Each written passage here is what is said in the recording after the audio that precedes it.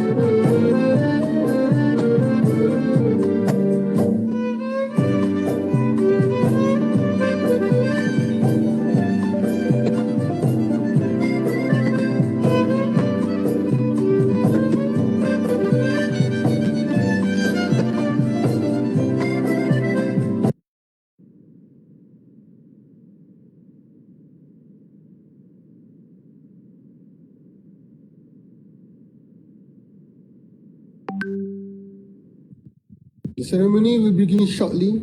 Ladies and gentlemen, you are reminded to put the microphone in silent mode so that the ceremony can proceed smoothly. Thank you for your cooperation.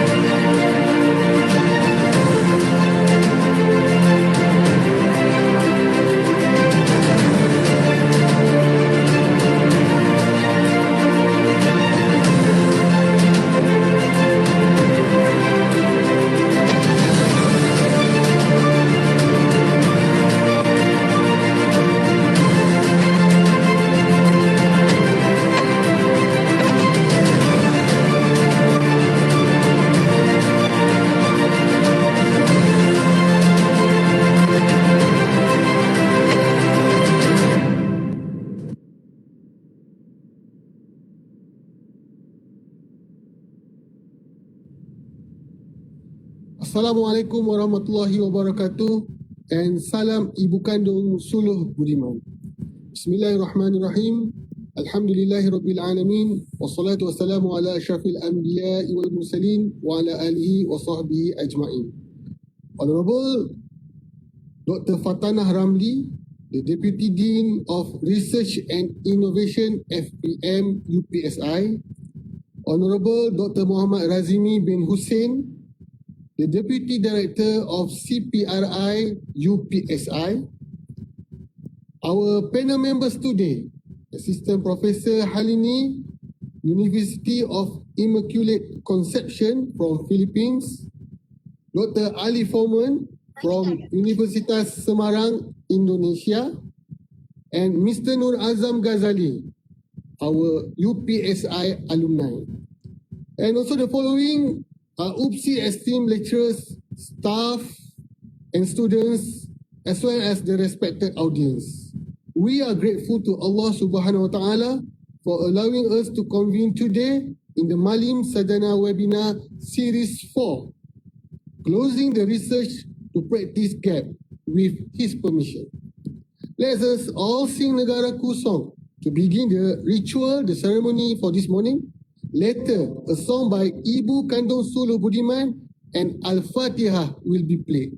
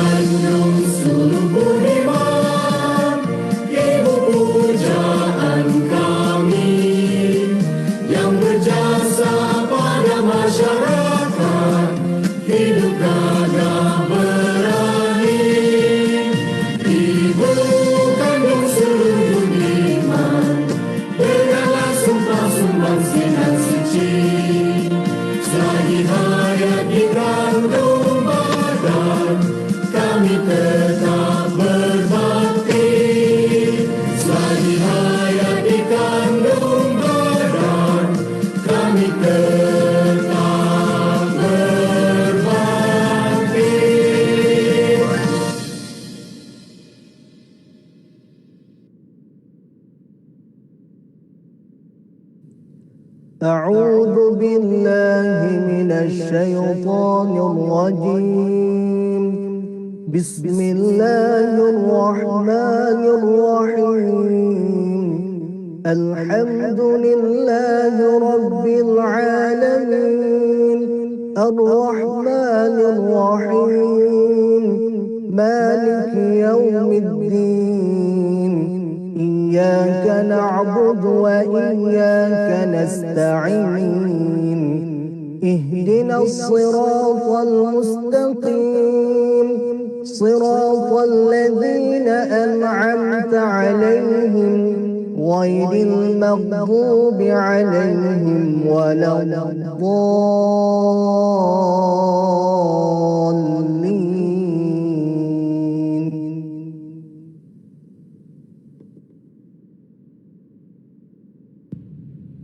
Amin, Amin, Amin, Ya Rabbal Alamin. May God bless our assembly, our ceremony this morning and bestow 1,000 blessings on everyone in attendance. Sudilah Tuan jalan berlapan di malam kelam. Sudilah Tuan memberi ucapan kata aluan pemanis kalam. The ceremony respectfully invites the Honorable Dr. Fatanah Ramli, the Deputy Dean of Research and Innovation FPM UPSI, delivering a speech and then officiating the webinar. Please accept my greetings.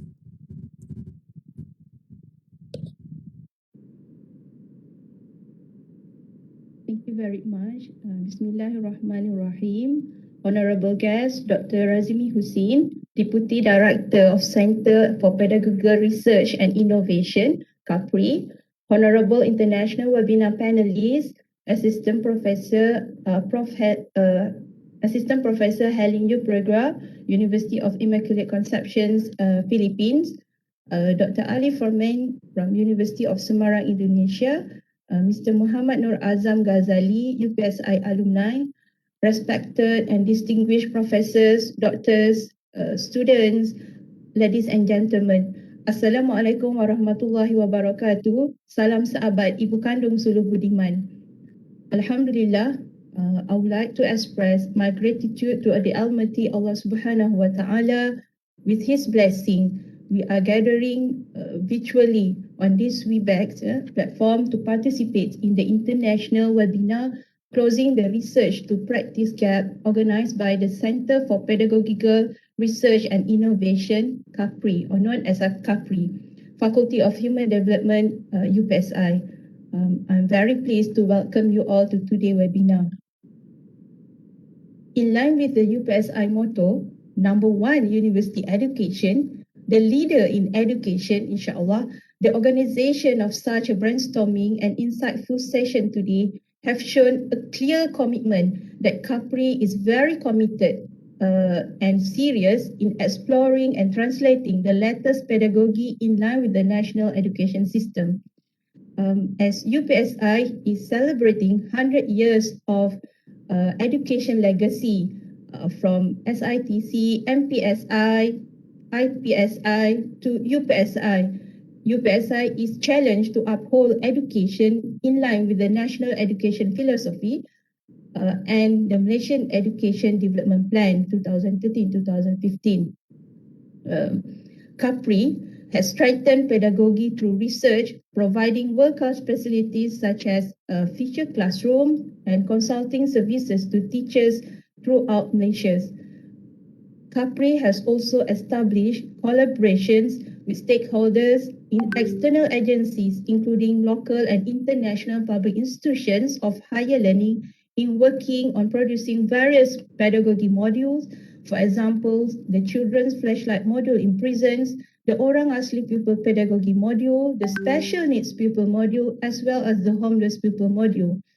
In this effort to improve education quality and strengthen the education, the idea of Michael Fullan 2014 on humanities education that popularized new pedagogy deep learning could be used as an added value, in which Fullan has proposed criteria for assessing student skills in the future by introducing 6C: character education, citizenship communication, critical thinking and problem solving, collaboration and creativity and imaginations.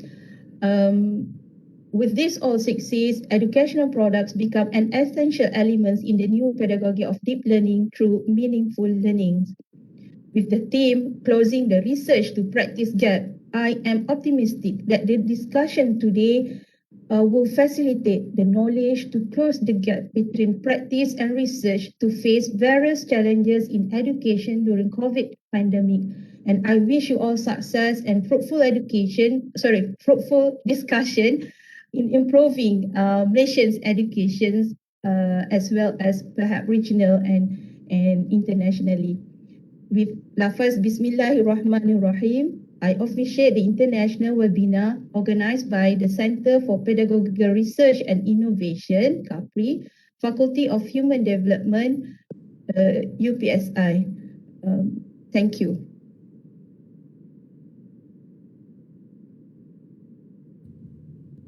Thank you very much to Dr. Fatana for the very motivated opening speech, I think, for this morning. Ladies and gentlemen, the program for this morning will be split into 3 parts. For the details, please refer to our CPRI Facebook page. Without wasting time, I handed over the ceremony to a well-known UPSI moderator, the only one, I think, the cute moderator for today. To Dr. T. Ying Kin. Please welcome Dr. T.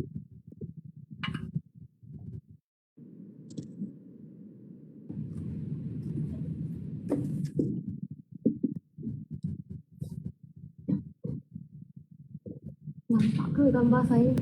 Nampak?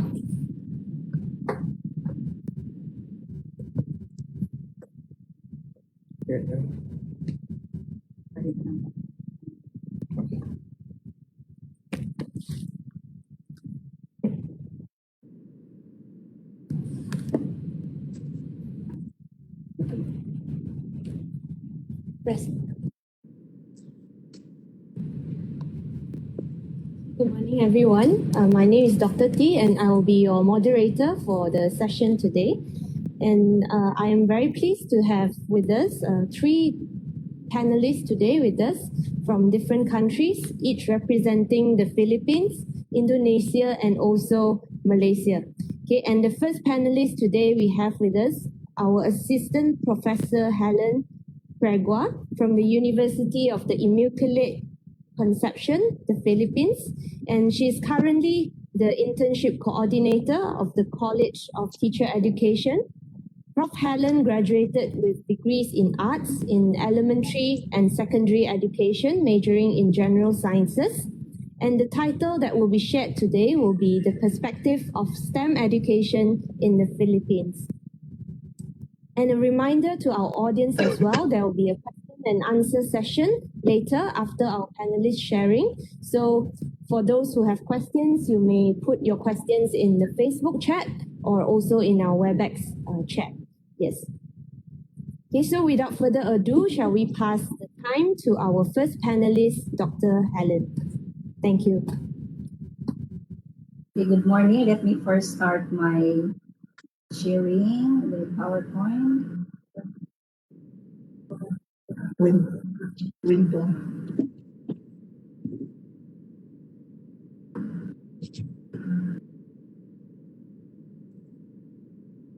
Okay, good morning, everyone.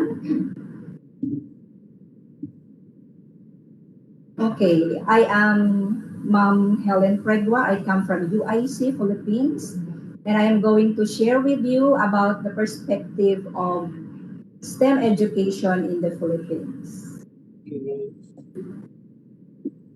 Okay.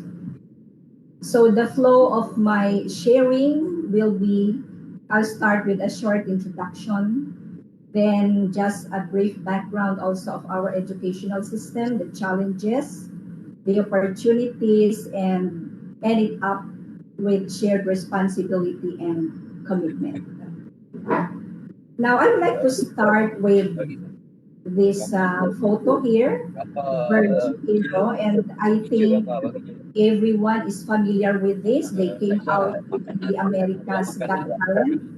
Now, the three of these persons here, they are engineers. So that's Samaritano, Merlino, and Francois. Now, I was struck by what they said about their experiences in their university. They are alumni of Rowan University. Samaritano said, without Rowan, I wouldn't have had the confidence to be able to build a company from scratch. So that goes to say that Mr. Samaritano is grateful to his university. Now, for for Francois, he said, I found my passion for engineering here. I think of a lot of schools where you're sitting in a lecture hall filled with hundreds of people and you're struggling to get lab time. Here, I was able to just work as much as I wanted. The opportunity of giving them the time to work hands-on. And another one, I appreciated Rowan's hands-on clinic projects that give students exposure to real-world projects. So here, real-world projects that speaks of STEM education. Now, theory is great, but at the end of the day, the thing that builds companies is practical, hands-on stuff. Now, the head of their Department of Electrical and Computer Engineering also said to be able to see that they have taken a concept that started as a course project while they were students in our program and built this literally from scratch. One drone at a time is an immense point of pride for us. So we come to think that that drone thing is a course project. It's a course project, and that speaks of STEM education. And now, Verge Aero is already a leading technology company for professional drones. And that brings us to the essence of the STEM education. So there's knowledge application. Okay? The theories mentioned. So it is not just theories, but application of these theories. Experimentation. So for sure they have to it's not success at once. No? It's not success at once. And of course, creativity, thinking outside the box to come up with something else. And the application of science concepts, principles, theories to come up with a technology. And problem solving, the skill also of problem solving. And of course, in the real world, it is everyone works with somebody else. Everyone works with different people, and teamwork is very important. No? So all of this came out to be the essence of what the three alumni of Rowan University were talking about. Now, according to Norris, STEM education goes beyond school subjects. It gives a skill set that governs the way we think and behave. Merging science, technology, engineering, and mathematics, STEM education helps us to solve the challenges the world faces today. And we have a lot of challenges, especially in this 21st century. We have a lot of challenges, pre-pandemic challenges, and now at this time of the pandemic. Okay? There are many needs. No? The need to come up with a vaccine, to combat the coronavirus, and many, many more. Now, it is said that necessity is the mother of invention. Needs talks about the people's needs, society's needs. If we look back into the antecedent of science and technology, we know very well that the invention of, for example, the irrigation system, the plow, the transportation, they were invented out of necessity. And again, this is all about STEM education. Now, just also a brief background of the educational system of our country. Now, the educational system at present follows this. We have kindergarten, 6 years elementary, 4 years of junior high school, and 2 years of senior high school. So that gives a total of 12 years, excluding the kindergarten, which is also the pre-university years of most, or not most, but I think almost all of the countries are into this K-12. Now, however, before 2013, Filipino graduates are not automatically recognized as professionals abroad. If you look at this table here, before 2013, the Philippines had only 10 years of basic education, while most of the countries are already into 12 years of basic education. Now, in consideration of other factors, including the Bologna Accord and the Washington Accord, which requires 12 years of basic education before admittance into their university in engineering and before the practice of their engineering profession. So these are considered when our country finally approved into law the K-12 basic education program. So this is now approved as a law, the Enhanced Basic Education Act of 2013. So our senior high school started only in 2013. Now, side by side with the RA 10533 is another Republic Act which institutionalized the kindergarten education into the basic education system. However, speaking of kindergarten, or other countries call it as early childhood, preschool, no? Even without this Republic Act, our schools, especially private schools, they already offer kindergarten. Now, as for the government schools, some government schools already have kindergarten, while in some barangays, we call it a smaller communities, no? They offer also daycare center. So it's similar to the early childhood education. So this is now our present educational system. Okay, and that K-12 offers us 4 tracks. And one of that, we are in the academic track.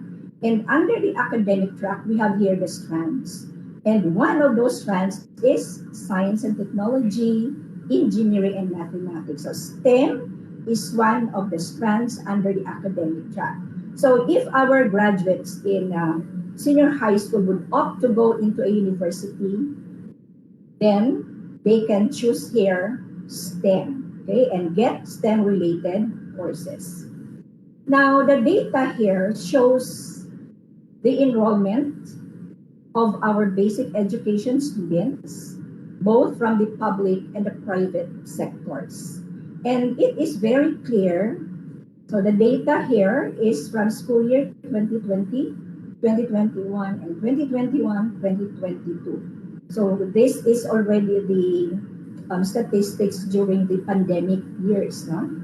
Now, if you are going to compare the number of basic education students between the public and the private schools, so it is very clear that most of our basic education students are into the public schools, no, or the government-run schools, while the rest, not too many, go to the private sector. UIC is a private school. Now, we talk about the challenges of our country, particularly in STEM education. Now, educational institutions in the Philippines are gradually recognizing the relevance of STEM education in supporting innovation and driving future economic growth. So everybody, all countries would want to flourish in terms of their economy. And STEM is one of the factors that would drive the economy of a country. Now, one of the challenges our country has is the quality of mathematics and science education in the Philippines ranks among the lowest regionally, resulting in relatively low numbers of STEM graduates.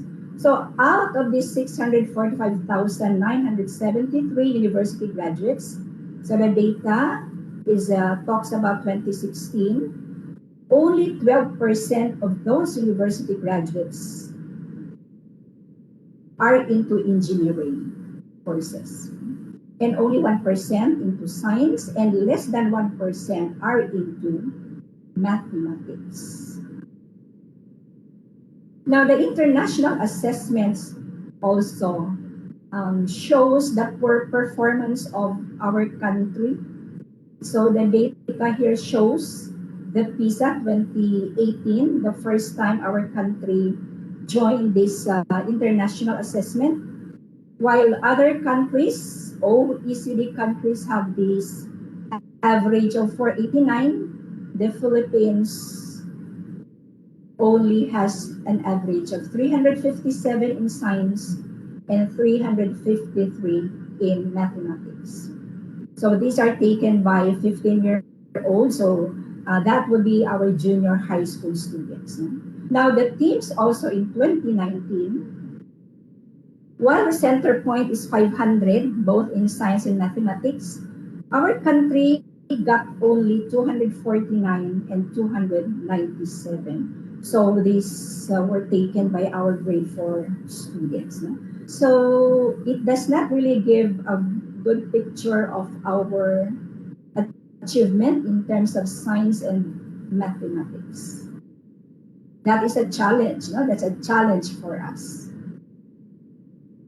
Although our performance is not good generally, but we cannot also deny that our Filipino students are also achieving in the field of STEM. But despite a good number of recognitions brought by Filipinos in the field of STEM, these recognitions are still often overshadowed by the poor standings of Filipinos in terms of science and mathematics education in comparison to other countries, in comparison to your country, Malaysia, and also Indonesia.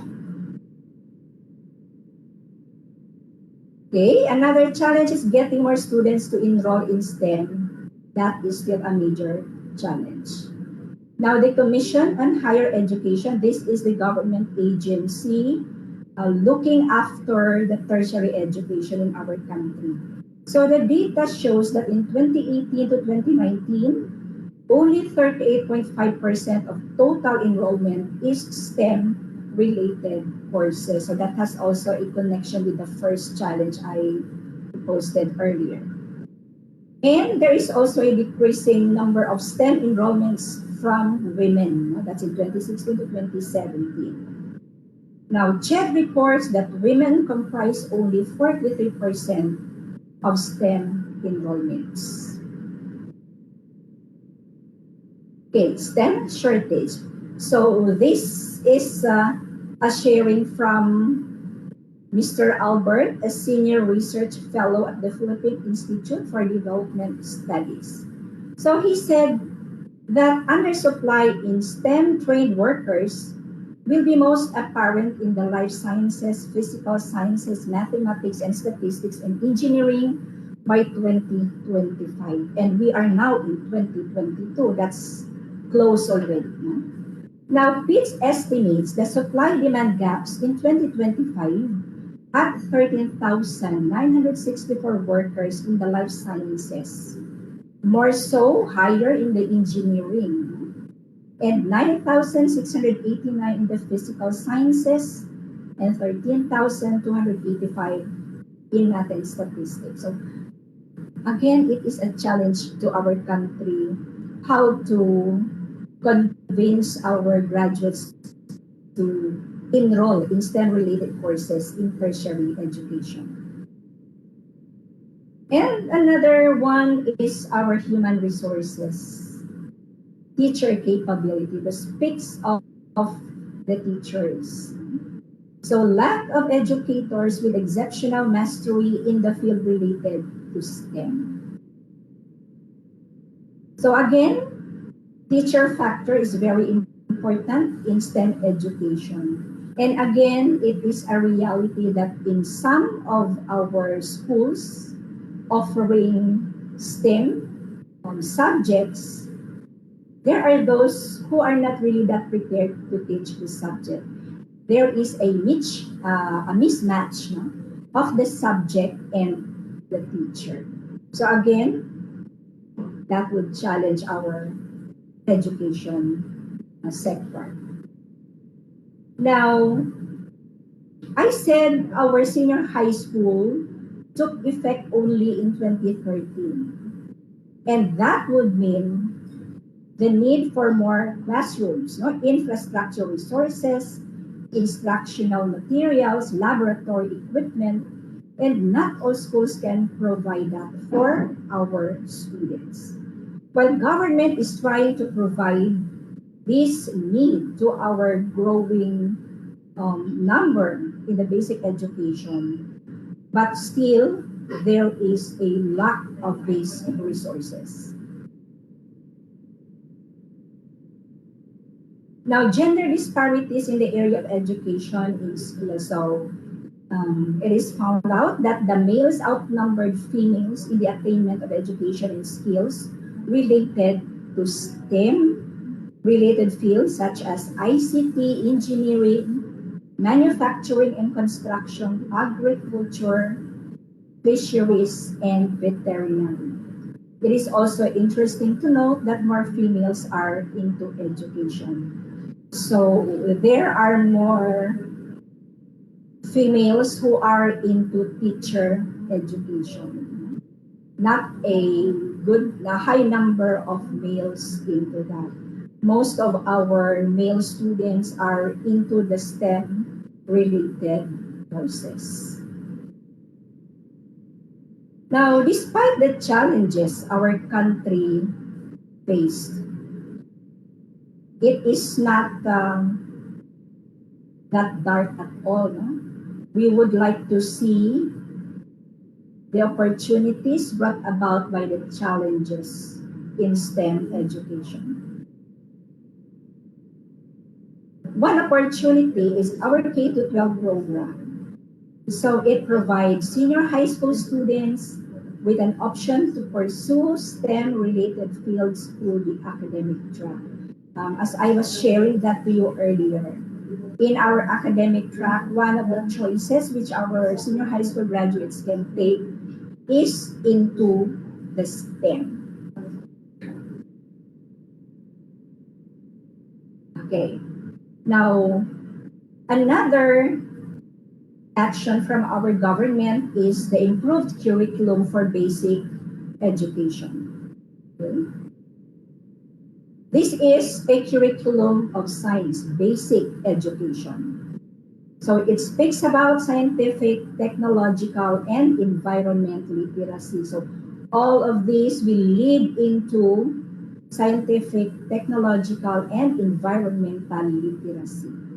So STEM, no? It is STEM related. Now, at the center of this science framework, addressing the three domains, the cognitive, the psychomotor, and the affective. No?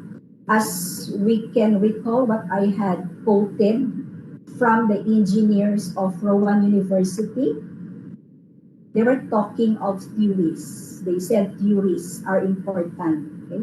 It speaks of the content. of the STEM subjects.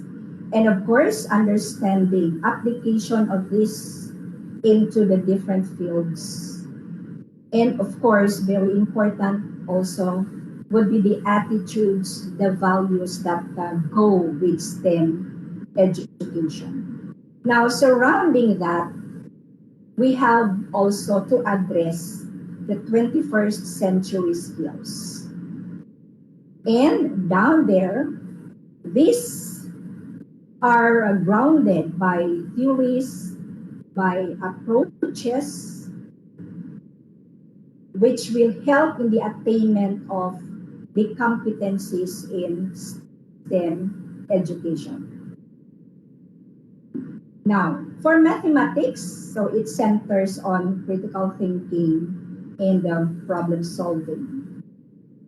And similar with the science curriculum, it also considers the different approaches like cooperative learning, teamwork, very important, and constructivism, discovery and inquiry-based learning, experiential and situated learning, and of course, reflective learning. Okay? And very important, talking of theories, we also have the content. Now, the third opportunity I would say is to strengthen the quality of higher education institution graduates, especially in the field of STEM. So we in the higher education institution, particularly teacher education, we are the ones training future teachers that will teach the different STEM subjects. Now, CHED, on our part, had a curriculum review, and there were revisions in curriculum considering international standards, international partnerships and engagements. Like now, for example, we are into this international partnership and engagement. And while I was looking at the program, I am also happy to know that definitely we will be learning also from the other two panelists in terms of STEM education in their early childhood from Indonesia, and also the best practices in Malaysia. So I am also interested to learn from that sharing.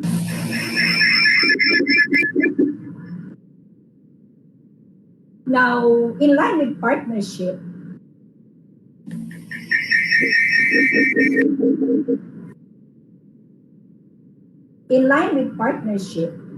our Department of Science and Technology and the International Atomic Energy Agency emerged. No? There is a partnership which began as a 4-year project that will train secondary science teachers and students in the basics of nuclear science. So again, this is one of the endeavors of our Department of Education, the CHED, DOST, having a partnership with international industries also. Now, Davao City, that's our city. No? Now, Davao City has signed an agreement with Independent Education Network. So that is Israel Sci-Tech Schools to implement its iSTEAM curriculum for the city's secondary schools. So for sure, this will include our senior high schools. Now, aside from investing in laboratories, the program expands the traditional STEM education fields to include innovation and humanities, so students learn skills such as communication, marketing, and entrepreneurship to prepare them for employment. These are the exit points of our senior high school. They can choose to go to a university. They can choose to start their own business or work, or they can choose to be employed. Okay? So again, it's a good thing to know that there are many international companies and industries that would partner with our institutions in the Philippines.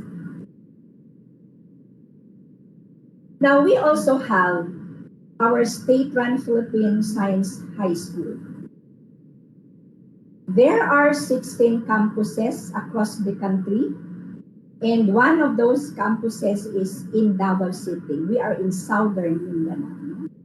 Now, the Philippine Science High School specializes in science and mathematics, even in their foundation years. The foundation years, that would be grade 6 and grade 7 and 8. Advancement years would be the equivalent of grade 9 and 10.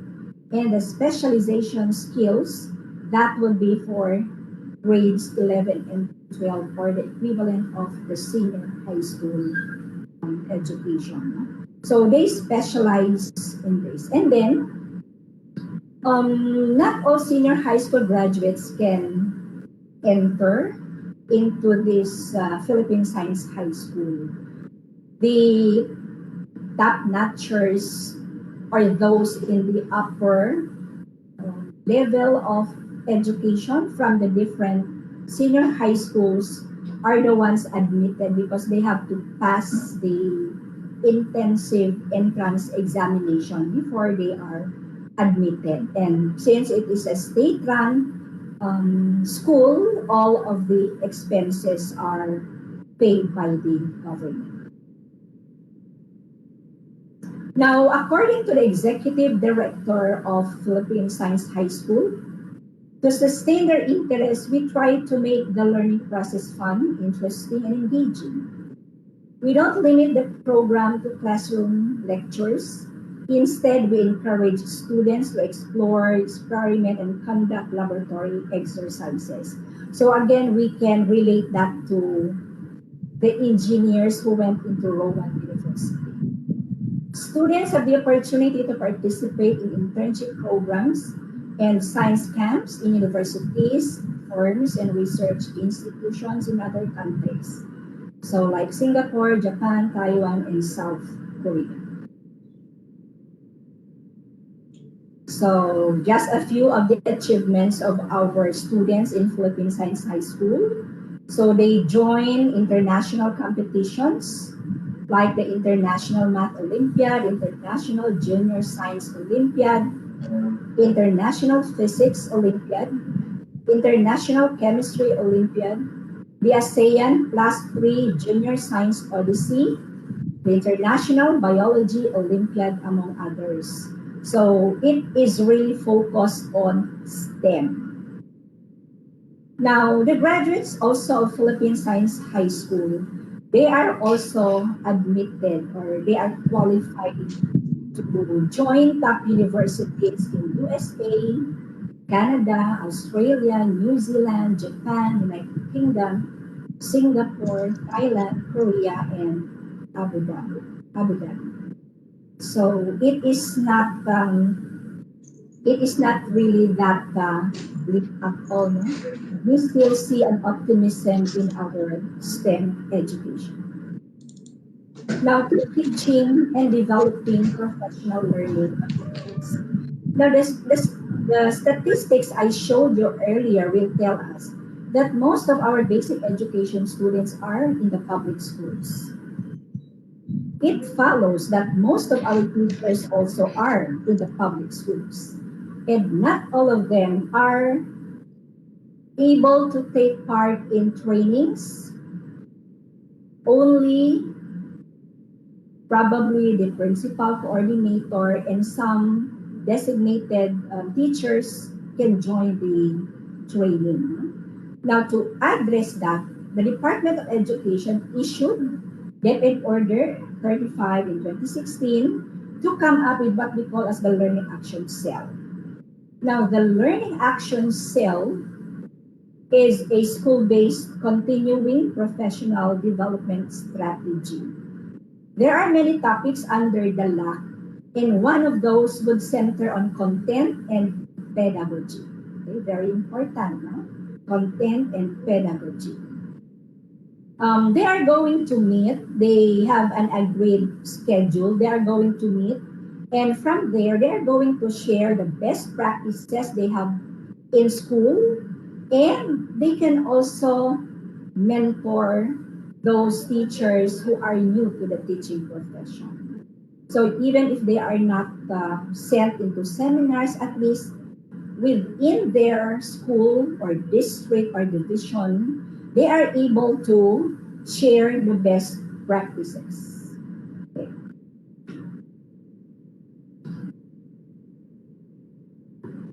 All right. And another one is the linking with academic research institutions, private institutions, and local government units. Okay. So that would mean students participating in math sci activities. So in the Philippines, we organize activities like there is an elimination starting from the school level, and then it goes into the district level, it goes into the division, into the regional, into the national, and if opportunities are there for the international events, then those qualified can go that far. Okay? Now, what are some of the outstanding activities we have here? One is the science investigatory subjects. I was once a teacher of science in the elementary, and as early as grade 4, we expose already our students to the conduct of science investigatory projects. So this is for both public and private students. Now, it is open to both the public and the private schools. So together with the teacher who acts as the mentor of the students, they are able to come up with interesting science projects, activities, no? That would develop their skills, especially their STEM related skills of innovativeness, creativity, problem solving, and other high order thinking skills. Now, there is also what we call as a summer science internship program, especially for the Philippine Science High School and other schools. They have this summer science internship program. And also the conduct of science and technology research. So that has something to do with coming up with their investigatory projects, or other than that, in the higher grades, senior high school, there is also the conduct also of research. Okay, so like for example, they can conduct researches and then coordinate with or partner with other agencies, like for example, the Palawan Wildlife Rescue and Conservation Center, which is in Palawan. So the students here are looking for parasitical forms of eagle droppings. The other one, they are gathering crocodile eggs, no? So instead of just being confined in the classroom, being confined in the school, they are given opportunities to go out of the school and work outside, no? Do research outside, study outside. And another one would be making nature as a laboratory. The laboratory is not always in a classroom, no? In the four corners of a laboratory. Our nature can also be a laboratory for science subjects. Okay. Now, another opportunity which I consider would be the high aptitude in math and science in high school. we have this after junior high school and senior high school, our students take the NCAI, or the National Career Assessment Examination. Okay? And this examination is going to determine their strengths in different career fields. So they are guided. That if the result would say that you are into accounting, into business, and so on, so you will be guided to take these courses. If your high aptitude is in science, mathematics, okay, you are to take up this. But of course, the decision will still be the students or even the parents. No? The school cannot really force our students, even if they have a high aptitude result in this subject. We cannot really force them. It will still be the decision of the students and the parents. So this one will bridge the gender gap in STEM enrollments. So if there are many who would get a high aptitude mark in STEM in terms of the female, so we are considering that probably in the future there will be an increase of female graduates who are going to take up STEM-related courses in higher education. Okay. Another challenge is the early introduction or exposure to STEM. Now, Hans said that when people are asked about when to start teaching STEM in the classroom, many people say it's in the middle or high school. And the people do believe it should start in elementary school, say sometime about grade 3. And our next panelists will be talking about their STEM education in early childhood. That goes to say that STEM education is not just for higher grades. No? It can start in the the early childhood years. In the elementary grades, it is important to teach STEM because it is imperative to build foundational skills so grade by grade concepts can be built upon. Okay? So there is like spiral progression in terms of the skills. But it should start in the elementary grades. Isn't it in the elementary grades, elementary teachers would ask, what would you want to be in the future? Now, if they are exposed to the love of science and mathematics, then probably at a young age we can inspire them to take up STEM-related courses when they are already in the higher grades.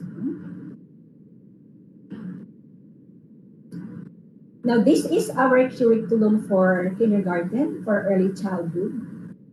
We have what we call as developmental domains. And likewise, our preschool curriculum is also founded by different approaches, by different theories. And it is the teaching or the education in our preschool is not really on specific content. It goes into what we call as themes like myself. No, it starts with myself, my family, my school, my community, things around me. Okay? So there are developmental domains, and I got the 3 which are related to STEM: aesthetic creative development, mathematics, understanding the physical and natural environment. So there, no, creativity. It is a STEM-related skill. Being able, as you can see in the picture, we provide opportunities to our pupils in preschool to really explore, to experiment, no? So that their creative skills will be honed. So studying also the physical and natural environment, as I said earlier, nature in the Philippines abounds. So you can bring the students outside, expose them to nature, so that at an early age they will learn also to love nature. Now, after all the challenges, we have the opportunities. And finally, the opportunities, the answer to the challenges will be a shared responsibility and commitment. From Dr. Fanara, if I said the name right, Dr. Fanara made mention about commitment earlier at the start of our session. Shared responsibility and commitment. Every one of us, the stakeholders of education in our country. So we have the Department of Education, we have the Commission on Higher Education, and we also have TESDA, the Technical and Educational Skills Development Authority. TechVoc is one of the tracks in senior high school. So some of our students would opt to really focus on the skills. So that's where they go to test the schools. And of course, other stakeholders. Our students, we are also part of the school system. Our parents, our industry partners, like you, for example, UPSI, for example, our educational partner. We all have something to do with improving our educational system, particularly in our country.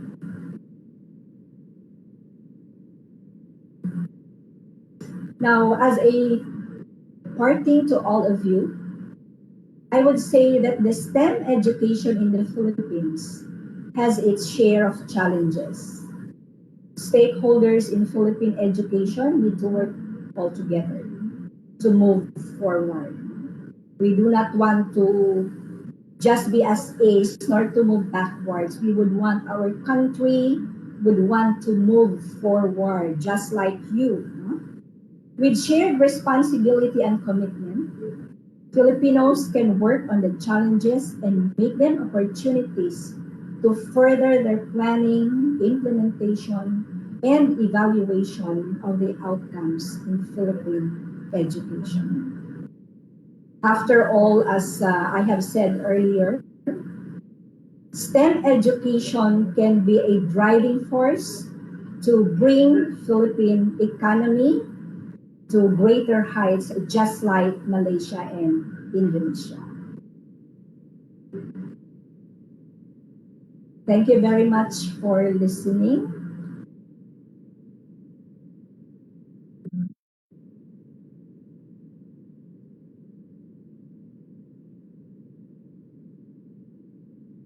Thank you very much, Prof.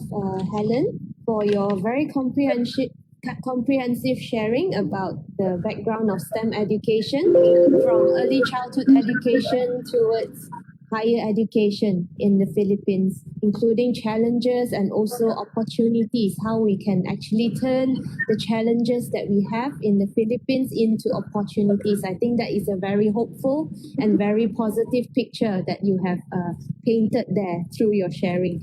And I like your sharing, how you shared about nature can be a laboratory for STEM, not only being confined in the classroom.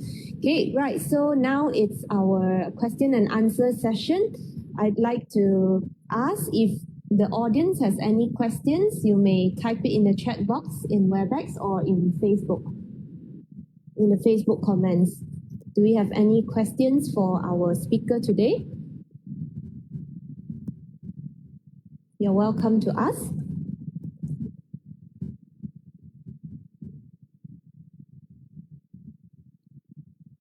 To learn about how in the Philippines, how are they implementing STEM and how are they overcoming some of the challenges, especially in the pandemic as well.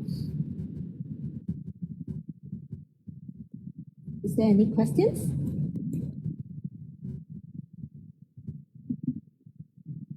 If there is no question, may I ask a question to Dr. Helen? Yeah, so I would like to ask, how is STEM being implemented, or how is the implementation of STEM education, whether in preschool until higher learning education, is being impacted in this COVID-19 pandemic, and how is the Philippines devising different solutions to help overcome these challenges? Okay, thank you for that question, ma'am. So, our school, or most schools in our country, if not most schools, but definitely all schools closed during the pandemic. Okay?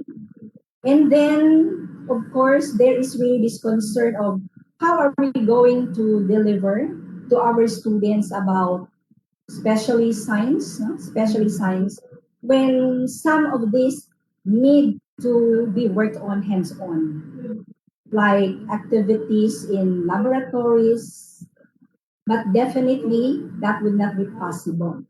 Now, in terms of the activities, it will now be the pedagogy of the teacher, how the strategies of the teachers, how they are going to come up with strategies wherein still the students are able to do some activities at home. But of course, considering available materials right in their homes, because we don't allow them to travel to buy things or to look for materials outside of their homes, especially when COVID was at its height.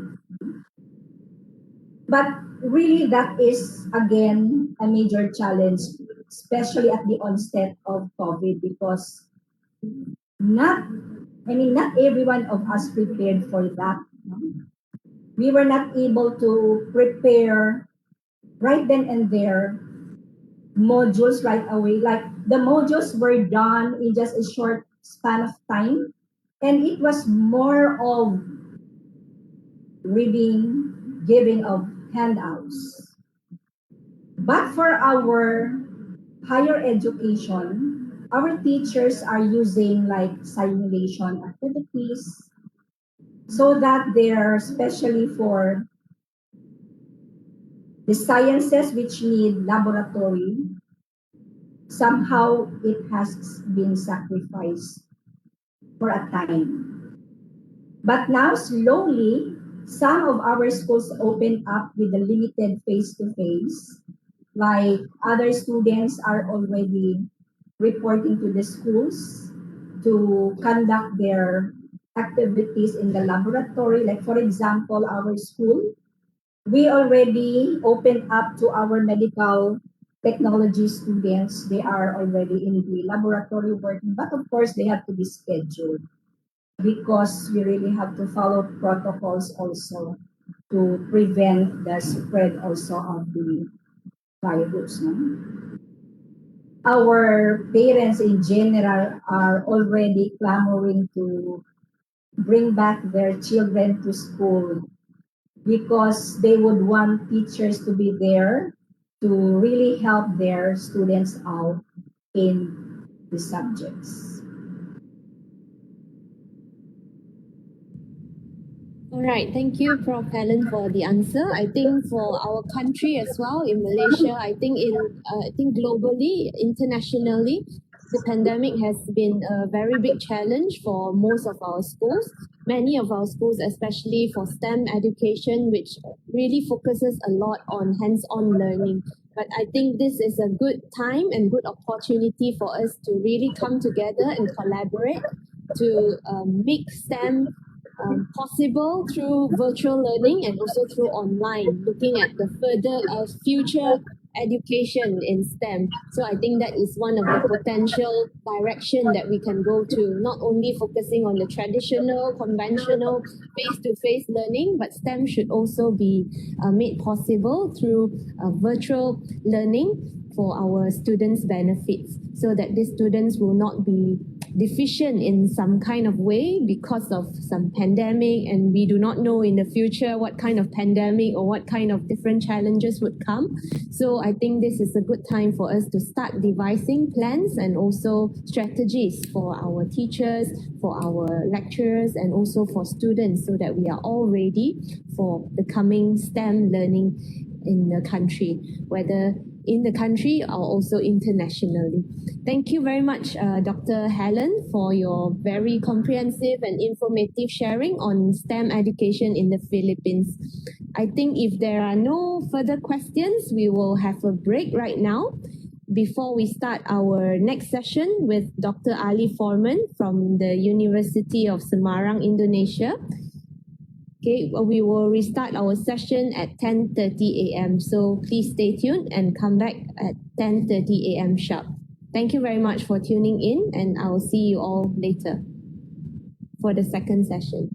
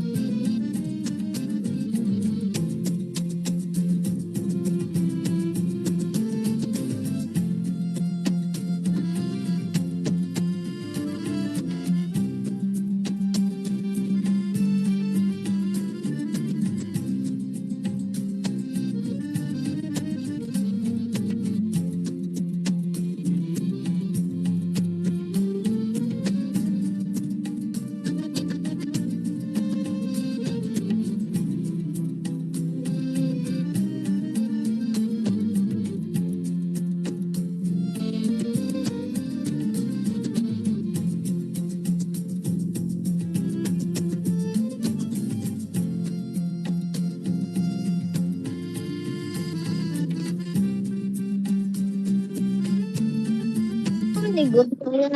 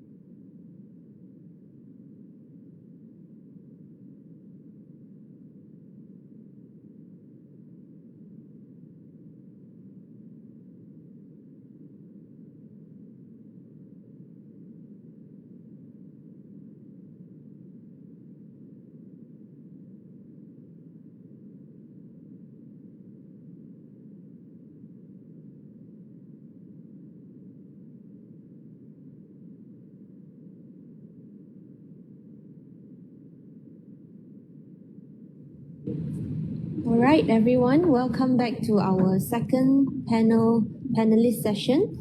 We have with us Dr. Ali Forman, a faculty member from the Semarang State University in Indonesia. So allow me to introduce our panel for today. Dr. Ali has obtained his PhD in education from the University of Auckland in New Zealand. He has also received numerous global, professional, and academic awards, as well as being actively involved in early childhood education research and also community development. So we are very pleased to have you with us here today, Dr. Ali.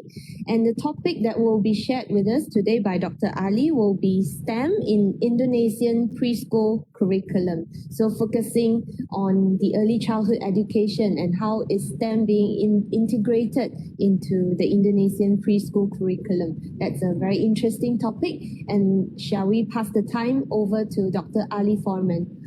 Thank you. Thank you, Dr. Quinn. Hope that everything is well there in Malaysia. This is the first time for me to be with you.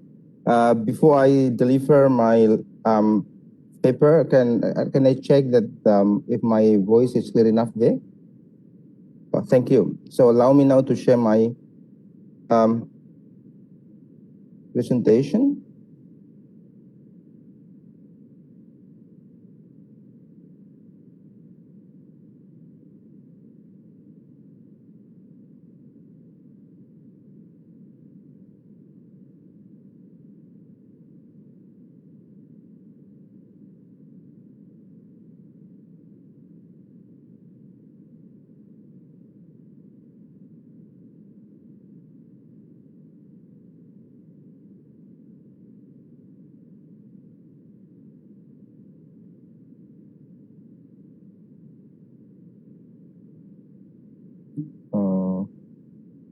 I don't know what happened to this.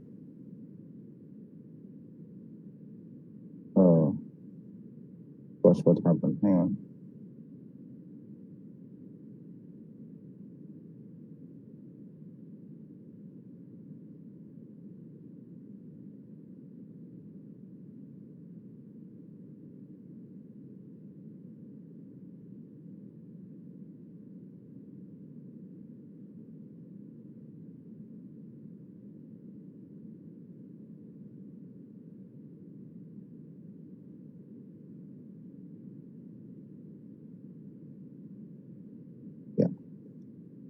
Okay, is it clear there, Dr. Kin? Yeah, thank you so much. Bismillahirrahmanirrahim. Assalamualaikum warahmatullahi wabarakatuh. Very good morning and greetings from Indonesia here. Actually, even though I am based in Semarang State University, but thank you so much for whoever helping me share my sharing my PPT. I don't know what happened to my Webex here. But actually I'm now in Jakarta. I just flew from Semarang to Jakarta last night, and I'm so sorry to Brother Azam for being so what do you call it, threatening to this program. So again and again, Bismillahirrahmanirrahim. My name is Ali Forman. Thank you, Dr. Kin, for your warm introduction of myself. And I am based at the Department of Early Childhood Teacher Training in Semarang State University. And we usually call UPSI as OPSI here in Semarang. So thank you so much for the clarification that I should call your name as UPSI. And actually our university has been collaborating for some time. So first of all, I'd like to take this opportunity to thank and to acknowledge the kind invitation from Center for Pedagogical Research and Innovation of UPSI or UPSI. Again, thank you so much. And most especially, I'd like to thank to Brother Azam to make this event possible. This event was scheduled actually from the early March, but then postponed and Alhamdulillah, we can be gathering this morning. And secondly, I'd like to acknowledge a very warm introduction by Dr. Kin of myself, and then I'd like to acknowledge the comprehensive and informative presentation by Dr. by Associate Professor Helen, the panelists before me. And thank you so much to Dr. Fadil for introducing myself and for hosting this event this morning earlier. And I'd like to talk about STEAM in Indonesian early child education. So because this is my specialty, I'm not the generalist in terms of education studies. I am more in early child education and early childhood studies. So can somebody move my presentation? So I'm going to divide my presentation into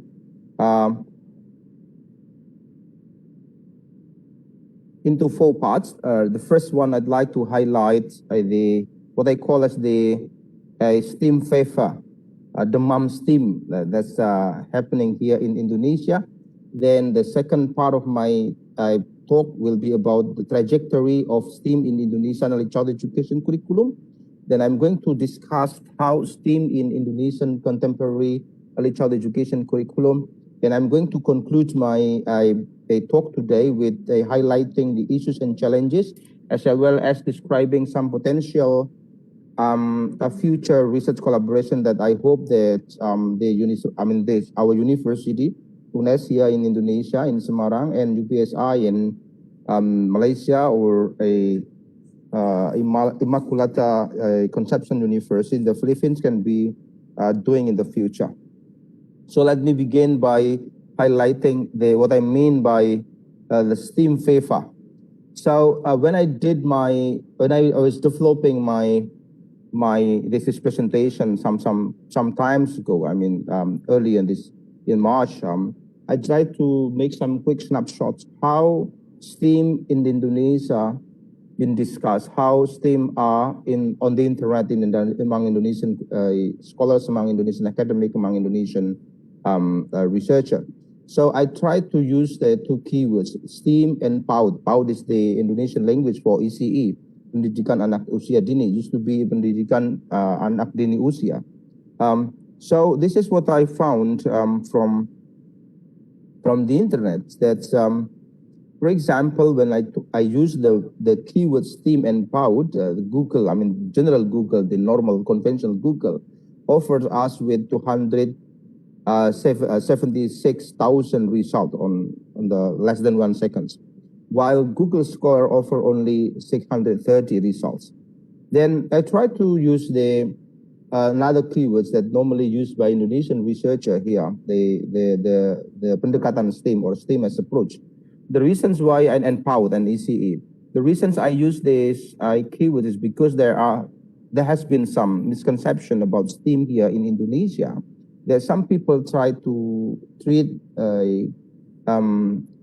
STEAM as an approach and as independent approach. While in early child education studies, we normally refer approaches in early child education is referred to something like Montessorian pedagogy, Froebelian pedagogy, Rudolf Steinerian pedagogy, and so on and so forth. Now we know and we learn about Reggio Emilia approach, for example. So STEAM is often misconceptualized as an independent approach. So that's the reasons why I use the istilah or the phrase pendekatan STEAM and PAUD. And surprisingly, it's the result decreasing significantly from when I use the STEAM and PAUD as the keywords. Next, please. Even though there has been what I call the situation that I call as the STEAM fever, actually, historically speaking, in Indonesian curriculum development or curriculum history or trajectory, the STEAM as a practice, STEAM as a practice, not as a concept, it's not a really new phenomenon. It has been promoted from the very earlier development of very early development of Indonesian early child education. However, I observe that the way STEAM is treated or the way STEAM is developed, the way STEAM is promoted is different from time to time.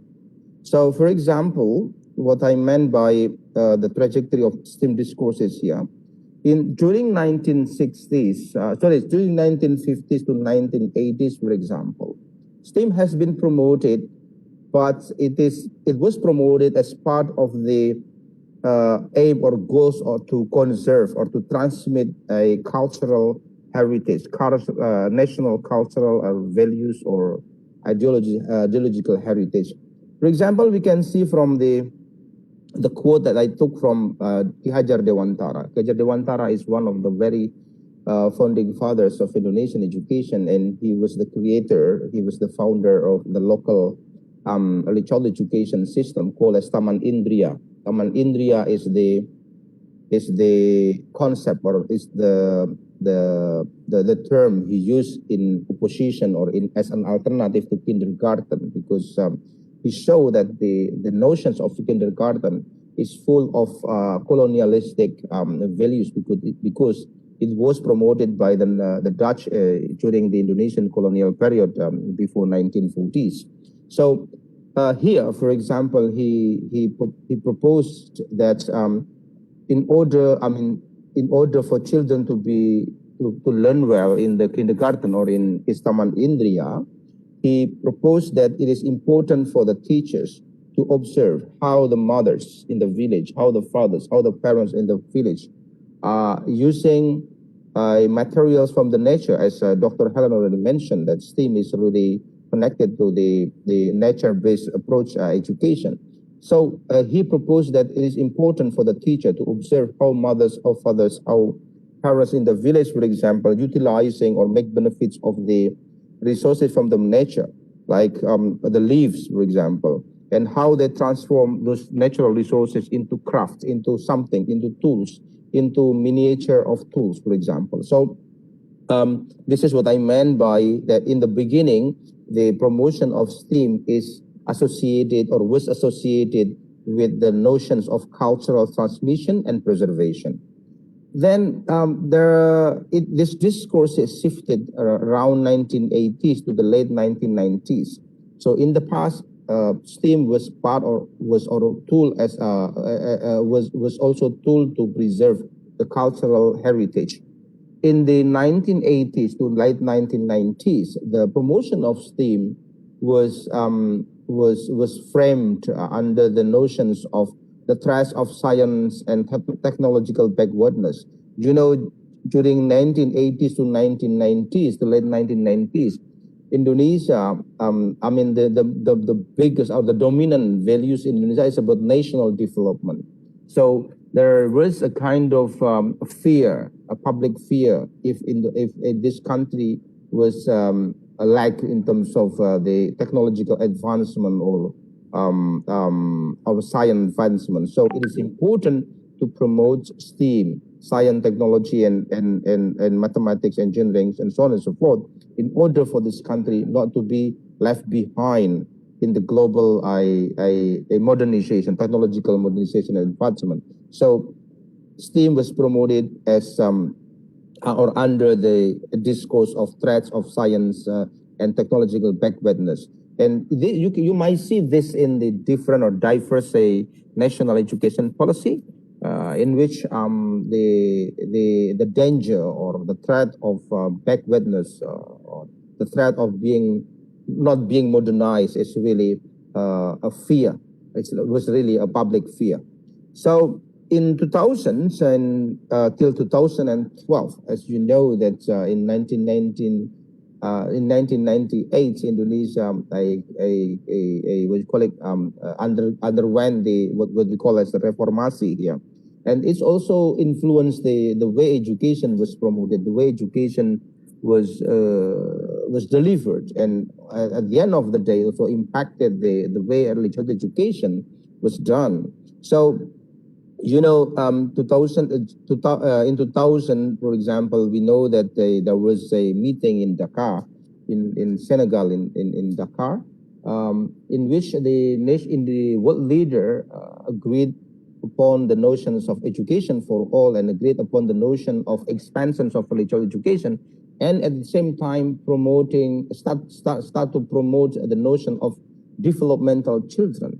So from this time to from the early 2000 till mid 2012, the notions of STEAM was promoted along with the notions of child developmental theory. So STEAM was promoted as a tool to promote or to facilitate children development.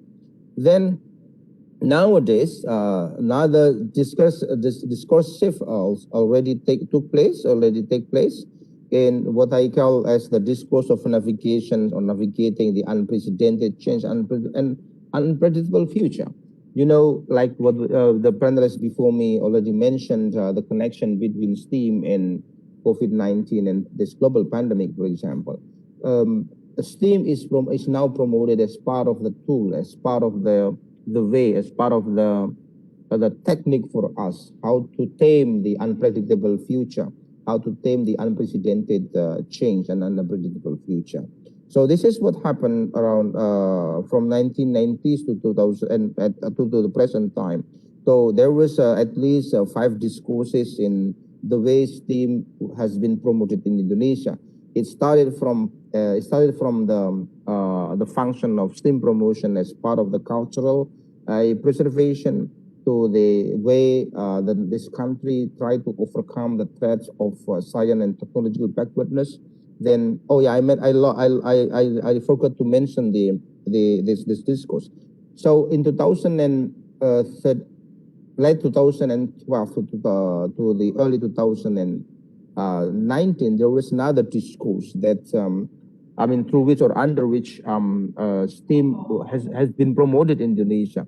What I call as the discourse of scientification of ECE learning and content and process. You know, that's the child developmentalism that's emphasize the notions of play as a vehicle of learning, and emphasize the idea of a developmental child as a normal child has to some extent, I mean, not fully, I mean, to some extent has prevented the degree of, the scientific degree of learning approach and the scientific degree of the content. So it was felt here in Indonesia that the contents of learning was not really scientific. So due to the emphasis on the playfulness of learning, so the government tried to overcome those problems by promoting what they call as the scientific approach to learning. So early childhood education is also a site in which children and teachers should proceed the learning process in a way that resembles the scientific process. So they promote the idea of observation, building hypothesis, then verification, and then a conclusion drawing and communicating the conclusion to the public, like the academic like we are and the faculty members. We need to observe, we need to gather the data, we need to collect the data, we test the hypothesis, then we publish our hypothesis testing results. So this is approximately what I mean by the scientification of ECE learning contents and process.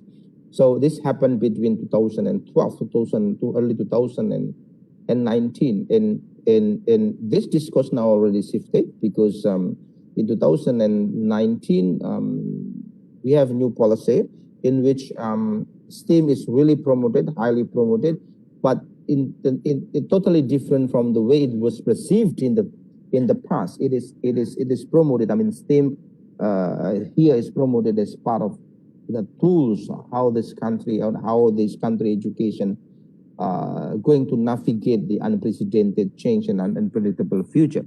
Hopefully, the more people, the more students or the more people in this country literate about science, engineering, technology, mathematics, and arts, the more they are ready to overcome the risk of the unprecedented change and unpredictable future. So these are the 5 discourses that I observe been circulated during this period of time, this long period of time. So next, please. So how then the STEAM look like in the contemporary Indonesia? Next, please. Yes, thank you.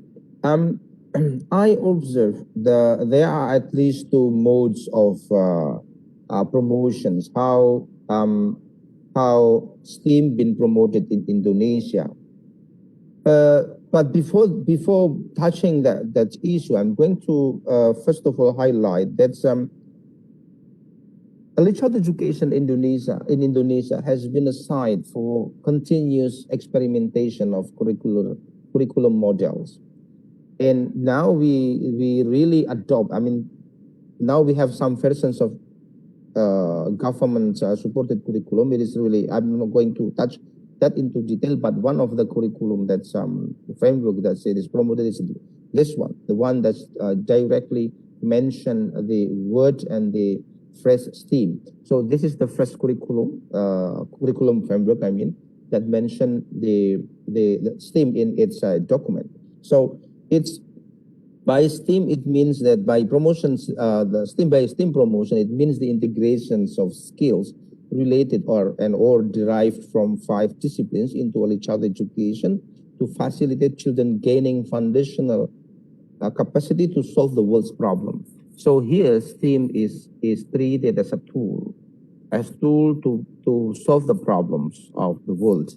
So this is the basic understanding of STEAM in Indonesian contemporary early childhood education curriculum.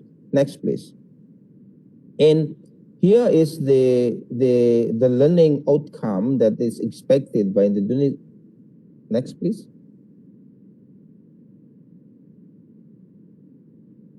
And slide 6, please. Yes, thank you. And here is the learning outcome expected from the promotions of STEAM in Indonesian early childhood education curriculum.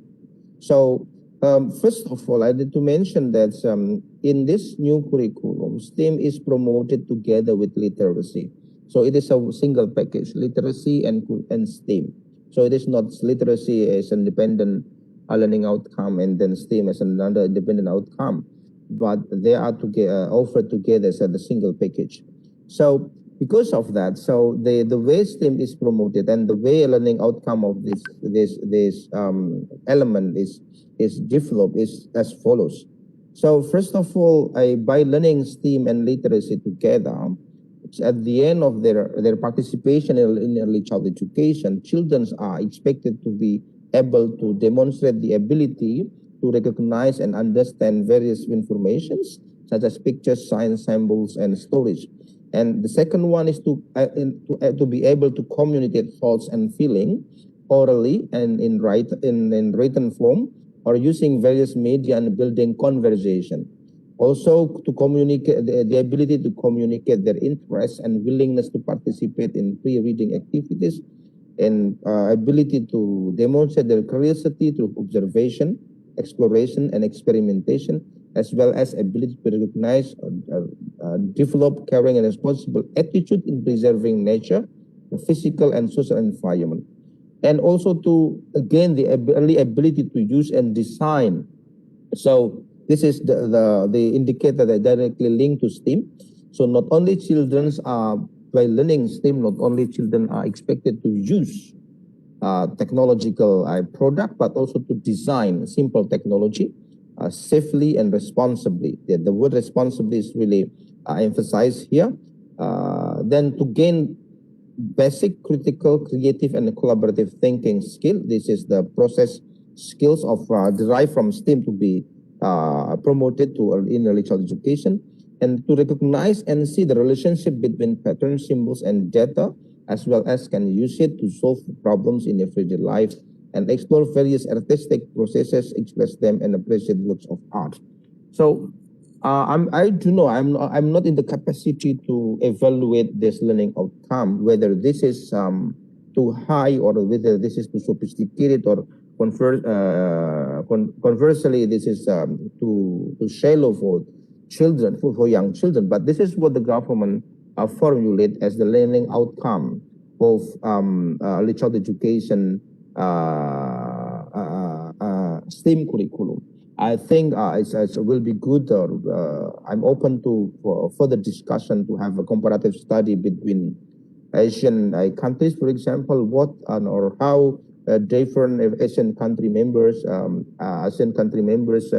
formulate their STEAM curriculum learning outcome. So, but this is generally the learning outcome expected from children participation in learning STEAM.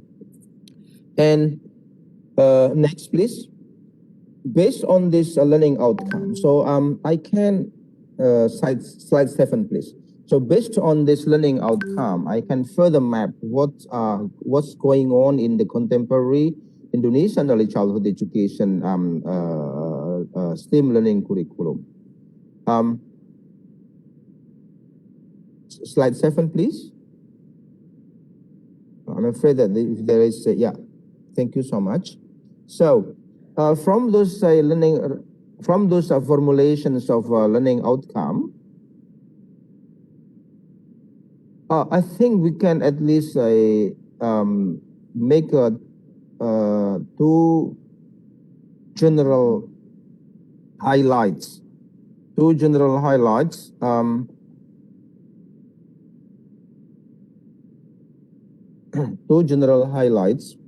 about what actually children learns and what STEAM actually of how STEAM is actually offered in Indonesian early childhood education curriculum.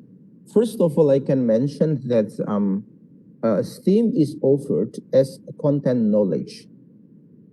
So STEAM is offered as content knowledge through which children are facilitated to learn about what STEAM are about. Here is an example from the Buku Panduan or the guideline for delivering STEAM at Early Childhood Center.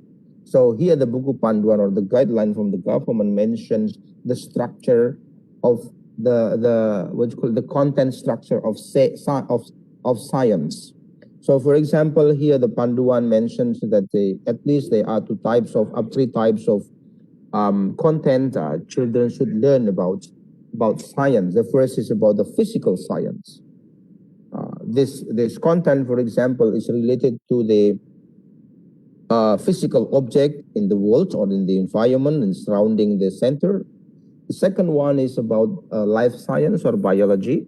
So how, for example, living creature, human animals, flora, fauna, and what are the mechanisms of life of this creature. So these are the second content for children to learn. And last content about science, for example, is about Earth and space. So children would learn about galaxy and what are the meaning of galaxy, for example, what are the object in the space, for example. So this is the first aspect of the way STEAM is offered in Indonesia. It is offered as a content knowledge, the knowledge about the content, the knowledge about the structure of these 5 different disciplines: science, technology, engineering, arts, and mathematics. The second aspects of the next slide, please. The second aspects of the way STEAM is offered here in Indonesia is it is offered as mode of thinking. In this way, children are facilitated to gain both conceptual knowledge and the process that leads to it in a way that resembles scientific process or method. So in this case, children are facilitated to learn the mechanism of the disciplinary procedure in a specific field of study.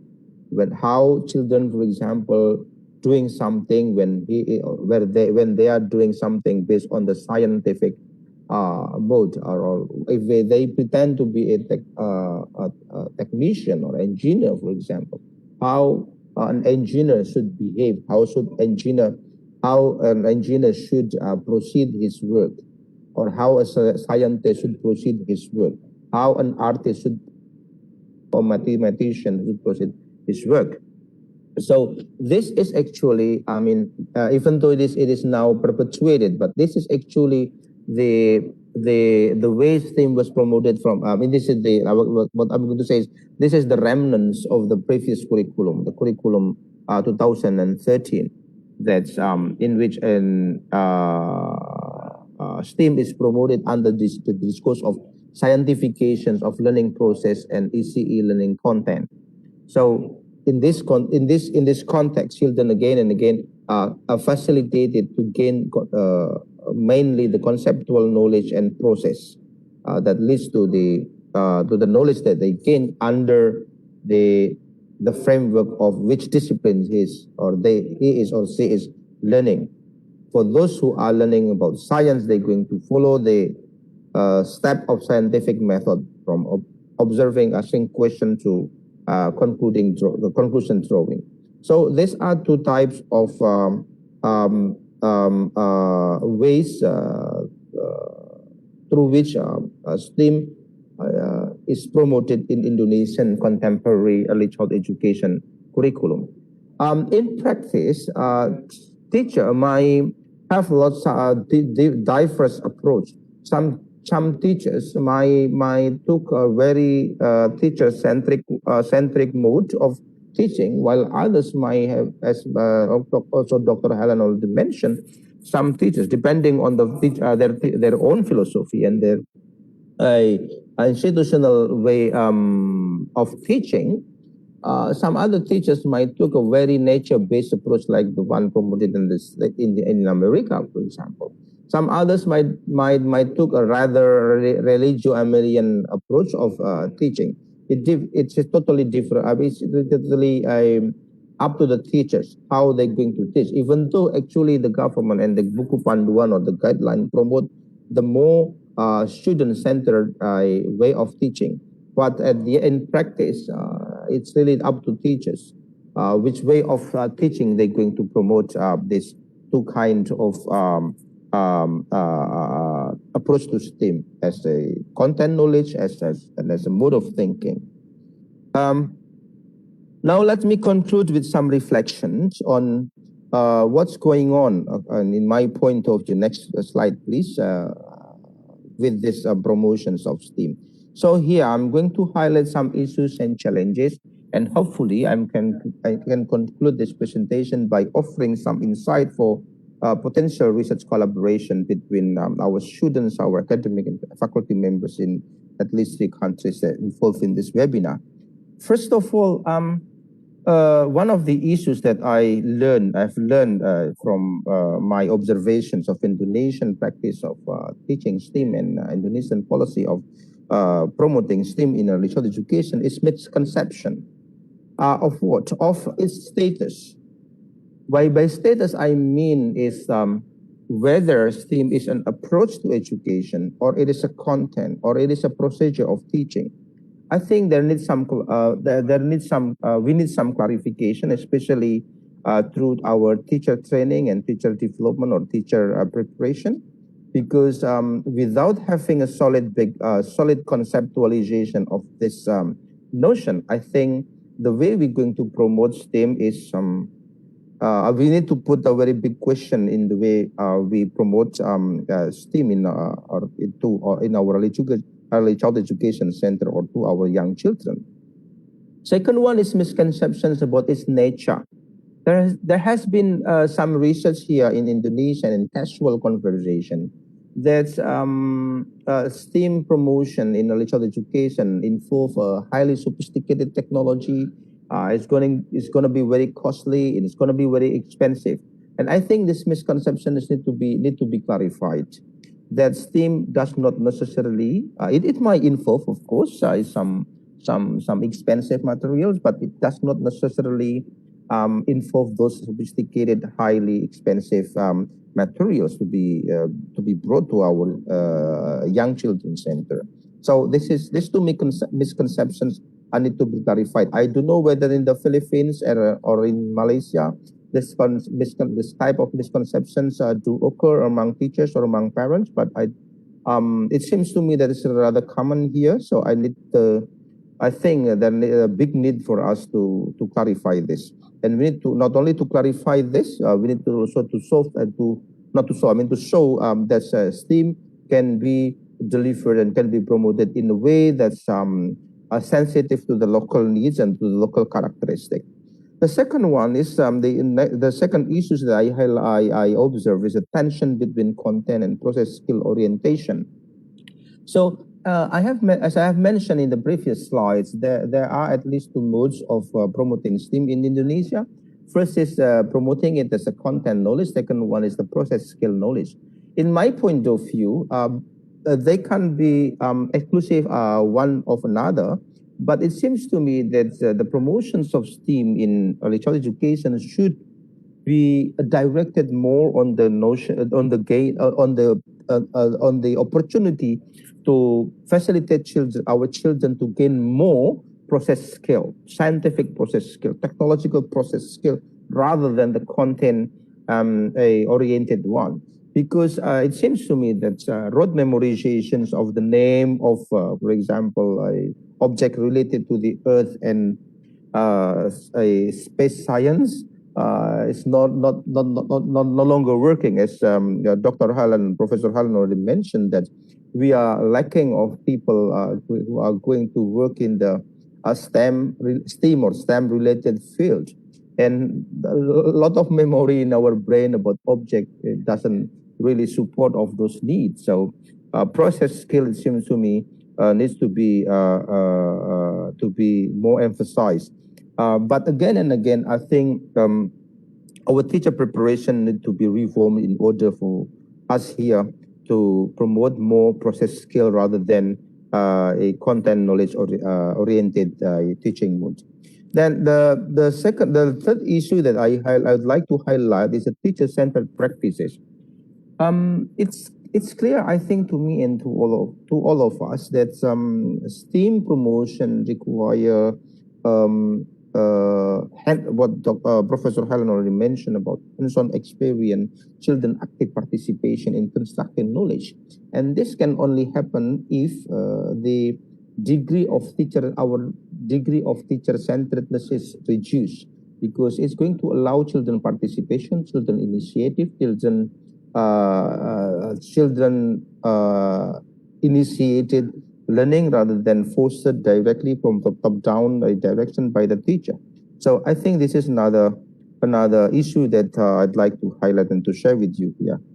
The fourth issue, and possibly this is also in some insight for my insight for the future collaborative research, is about the opportunity to provide or to provide teachers a ability or capacity or opportunity to translating what the global literature on STEAM into the local context. Somehow we, for example, here, in addition to the STEAM favor that I mentioned in the very first slides, we also have another favor here, another pandemic here. You call it pandemic or endemic, I couldn't really differentiate it. The notion of loose part, for example. Global literature always mentioned the strong connection between STEM learning and the use of loose part.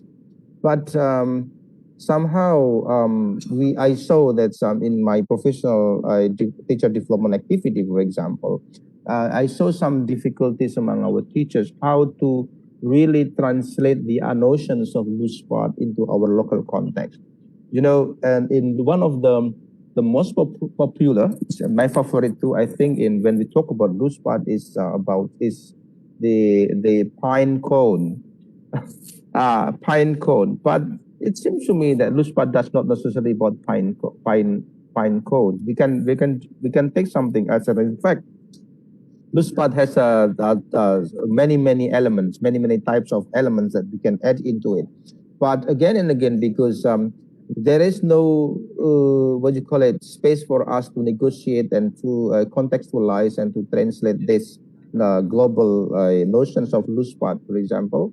So teachers does not really have some strong sense of how to translate this and how to bring it into their classroom effectively. So the local translation of STEAM-inspired practices is again really important to be researched and to be promoted. Another issue that I'm going to talk about, and I'm going to highlight, is about ethical issues and capacity in the or related to STEAM. This is, I think, the issue that's related to the misconception that I highlighted already. We often talk about technology as a modernization, as a technological advancement, as the way human can, can conquer the nature. But it seems to me that when we talk about STEAM, we need to also touch about the ethical dimensions of technology and human and nature. So I think that's why here in Indonesian curriculum, we talk about the use and creation of technology in a way that is safe and also responsible and ethically sensible. So I think we not only need to train or to facilitate children to learn about how technology can solve the world's problem, but we need to also acknowledge that some technological innovation, some technological advancement can bring some damage to our world. So this is also need to be addressed in our early childhood education. And the next issues, and I think this is need also to be researched and possibly in a comparative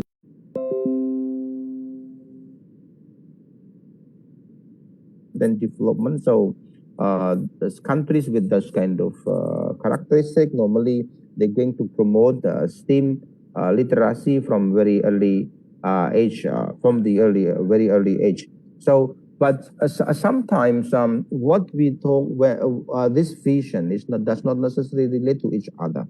What this big vision, for example, is not properly translated into the classroom practice or vice versa, for example. What the classroom practice does not really connect to the quality assurance system, for example. So I think we need to really assess to how the STEAM-inspired pedagogy is really connected to what the macro level of education vision. Last but not least, I guess it is important for us to research into or to discuss, to further study and investigate how actually our teacher preparation and education and development is. Whether our system is really connected or matched with or in connection with the need for us to promote STEAM or not. To be honest here, in my experience, because as a university academic, I am also responsible and in charge of teacher professional development. It seems to me that the curriculum for teacher development does not strongly connect with the needs to promote STEAM in our religious education system. So again, this is also need to be studied, need to be investigated, and I hope that, and I invite to for those who are interested in to be joining together to how to study this in 2 or 3 countries involved in this webinar. And lastly, culturally sensitive STEAM-inspired pedagogical practice is also another issue that we need to really address because, yes, as I mentioned in the very earlier earlier points, that's because of a misconception. Sometimes the promotion of STEAM as if it's disconnect from the local culture. As I mentioned about blue spot, for example, because of misconception, as if that's what we need to bring to our classroom is not something that children culturally culturally are connected with that. So I think we need to register, for example, what kind of pedagogical practice, STEAM-inspired pedagogical practice that is culturally sensitive. Being STEAM literate educator, for example, does not mean that he or she should leave the cultural foundation or the cultural context of his or her own cultural context. Because I think a cultural context is a really critical foundation for children learning. So we can't really leave this context for the success of children learning. So it is important for us then to develop and to identify more and more culturally sensitive STEM inspired pedagogical practice. That's all from me, and I hope this is useful, and thank you for listening to this presentation. Thank you so much. Wallahul muwaffiq wal tariq. Wassalamualaikum warahmatullahi wabarakatuh. Thank you, Dr. Kin. That's all from me. Thank you very much to Dr. Ali Foreman for the very knowledgeable sharing. And I think Dr. Ali Foreman has put forth a lot of different issues and a lot of future research directions for us as researchers and also for academicians and students to actually think about how STEAM or STEM is actually practiced and also implemented in our respective countries. So are there any questions for Dr. Ali Foreman? I believe we have a very expert in STEAM, a very knowledgeable expert in STEAM education, especially for early childhood education. So do take the chance and the opportunity to ask questions if you have any. You may type it in the chat box or just leave your comment in Facebook.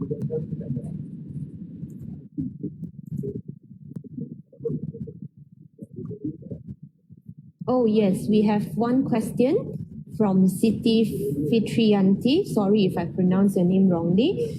Salam, Doctor. What do you think the biggest challenges for Indonesian teachers in using the STEAM approach? So Siti is asking about the biggest challenges for Indonesian teachers in using the STEAM approach. I assume it's for early childhood education. Thank you for your question. I pass the time back to Dr. Foreman. Dr. Ali? Thank you, Ibu. Atau saya tidak tahu cara memanggil apa. Kalau di Indonesia kita mengenal istilah ibu dan mbak. I don't know, but I pretend Miss Siti for the question. This is a really challenging question for me. What are the biggest challenge? I think there is no simple challenge. Yeah, I think all challenges are equally important to be addressed. So. But as I mentioned, I think one of the challenges that I observe is teacher preparations. So I think there is no longer there is no longer exist the debates on the importance of or the not importance of STEM promotion. It is really important. It does matter, but the problem is how to deliver this in our and bring this into our classroom in a way that is effective, in a way that is sensitive for children development and learning. So I think the challenge is in teacher preparations. In fact, our teacher curriculum education give not a spacious room for this issue for STEM promotion. Yeah, and I'd like to highlight this one, and I don't know whether this is also the case in Malaysia or not. There are lots of initiatives to further develop STEAM by adding some more elements. Here in Indonesia, for example, people has added the new element of R. So not only STEAM, but STREAM plus R. R stands for religion, for example. But how many teachers can teach religion in a STEAM way, for example? Even though it can be done through. But how many teachers are reliable to teach religion, for example, in a way that represent the STEAM way of teaching young children? I think this is another issue too that we need to highlight, and another issue too that we need to address. I think how religion can be, because Malaysia and as like Indonesia, Malaysia also, I consider Malaysia and Indonesia is a rumpun. They both religiously committed people. So yeah, how to combine between religious contents and STEAM way of teaching. Yeah, that's my response, Ibu Siti. Thank you so much for your insightful question. Okay, thank you, Dr. Ali Foreman, for the response to Ms. Siti's question. I think I agree with Dr. Ali Foreman because there are so many different additions to STEAM, then STEM, then STREAM. Sometimes there will be confusion for experts, also for teachers, and also sometimes for children, like what do you really want us to learn? But of course, children will not actually say it out, but they will probably be a bit confused of what the teacher wants to actually instill in them with the religious, and sometimes R in Malaysian context also means reading. So sometimes reading or religion. Yes, so there are so much of all of these areas. It is good to actually view STEAM or STEM or STREAM as a very interdisciplinary learning for children, which is good and which is what we emphasize in early childhood education. And so I guess teachers should be familiar with this kind of approach because in early childhood education, we do not have separate subjects in silos, but we encourage teachers to do it interdisciplinarily. Yeah, so I think that is the basic that our teachers already have, is just how to further improve their skills and competency in implementing it in the real context according to the culture, local culture, and also in our context in our respective countries. I think that is what Dr. Ali Foreman left with us, something that is very thought-provoking. I think we have to actually think of our local context, local culture as well, not only just to implement whatever in the Western countries they implement, which some of the things or some of the strategies that are being implemented are not really culturally sensitive, as one of the examples that Dr. Ali gave about loose parts. Yeah, so I think thank you, Dr. Ali Foreman, for the sharing. Let me see if there are any more questions. Miss Siti said terima kasih, right? Okay. My pleasure to Miss Siti. Yeah, so I think there are no further questions, and so thank you very much, Dr. Ali Foreman, for the very informative sharing about the implementation of Indonesian STEM education or STEAM education. I think it's interesting how STEAM is actually presented as a mode of thinking, not only focusing so much on the knowledge, but also the process. I think, yes, the process, especially in early childhood education, is really, really important for them to actually get there, because we are not really product oriented in early childhood education, but we focus more on the process and how children develop the scientific process skills in the process. Yeah, as we provide them with the right resources, the right questions, and so on. Right. So thank you very much, Dr. Ali Foreman, for the sharing. So shall we pass the time to our next panelist, our third panelist we have with us, representing Malaysia and representing UPSI, the UPSI alumni, Muhammad Nur Azam bin Ghazali. We are pleased to have you here. And so let me introduce Mr. Azam briefly. Mr. Azam is currently serving as a lecturer in early childhood education in Malaysia, and he has received several awards, especially recently the Royal Education Award of the Universiti Pendidikan Sultan Idris, as well as several awards in the international innovation exhibitions and carnivals. So a very prominent figure, especially for among university students, UPSI students. And he's also an active contributor in core curricular activities with various experiences in Malaysia as well as internationally. So today, Mr. Azam will be sharing with us best practices in the Malaysian STEM education. So shall we hand over the time to Mr. Azam? Okay, excuse me, can you hear me? Yes, yes.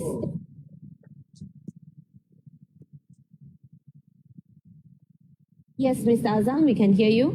Okay, thank you so much, Dr. T, for handling this event properly. And then, yeah, I just want to say thank you so much again to the invited panelists, which is the first panelist, Assistant Professor Erland, okay, from the University of Immaculate Conception to the Philippines. And the second panelist is Dr. Ali Firman from Semarang State University, Center of Java, Indonesia. And I can say that through both of the sharing session, we as a Malaysian, we get a lot of things about how can we introduce or we can promote the STEM educations to our people, to our community. So again, thank you so much. Based on the STEM and STEAM education, the base of this both education should be given to our community, which is to the Filipinos, to Indonesians, and Malaysians as well. So I'm starting to share my slide.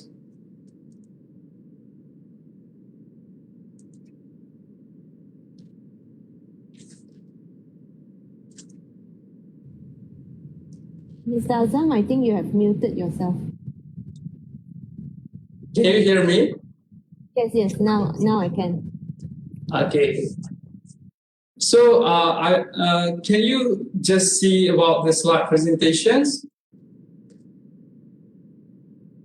Yes, no problem. Okay, thank you so much.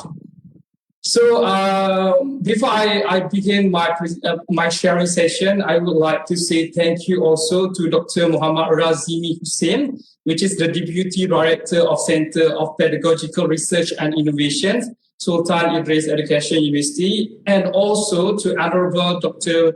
Fatana Ramli, Deputy of Research and Innovation, Faculty of Human Development, Sultan Idris Education University. And also I would like to show my gratitude to all of the audiences. I know that most of us are coming from the education background and a lot of academicians as well, the teachers and the lecturer as well. So I hope that this sharing session will be stepping stone for us to ensure that we can give something for our community, for our government as well. So this is my topic, which is the best practices of STEM education in Malaysia. Actually, I have been working in STEM research since 2019, which is when I was in bachelor degrees levels of study. I made research about STEM education as well, and then I continually made a research on STEM while I'm pursuing my master's study. And yeah, praise to God highly, because I have done two official research of STEM educations. And then, if we can see here, this is just like a quote from Chancellor Di Stefano. I'm proud of that we are preparing the intellectual and creative leader of tomorrow in exceptionally strong educational program.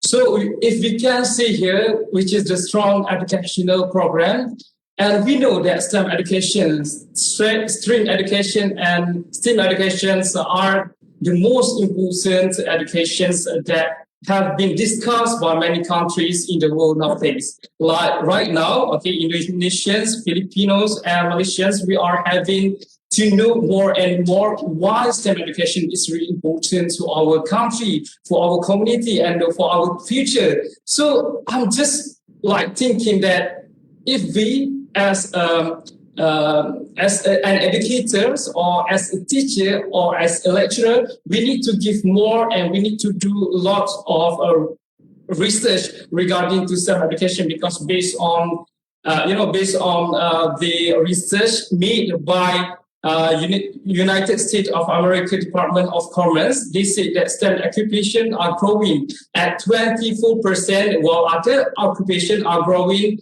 at 4%, which is based on the STEM education is that the root of STEM education. It can give a lot of benefits to the people in the futures and the current generation as well. So I'm moving to the next slide. Okay, before I just emphasize about the point of view about Malaysians' ideas and Malaysians' knowledge about STEM education, this is just like the ideas or what we call it, the suggestion made by many countries, many academicians by many countries, I mean.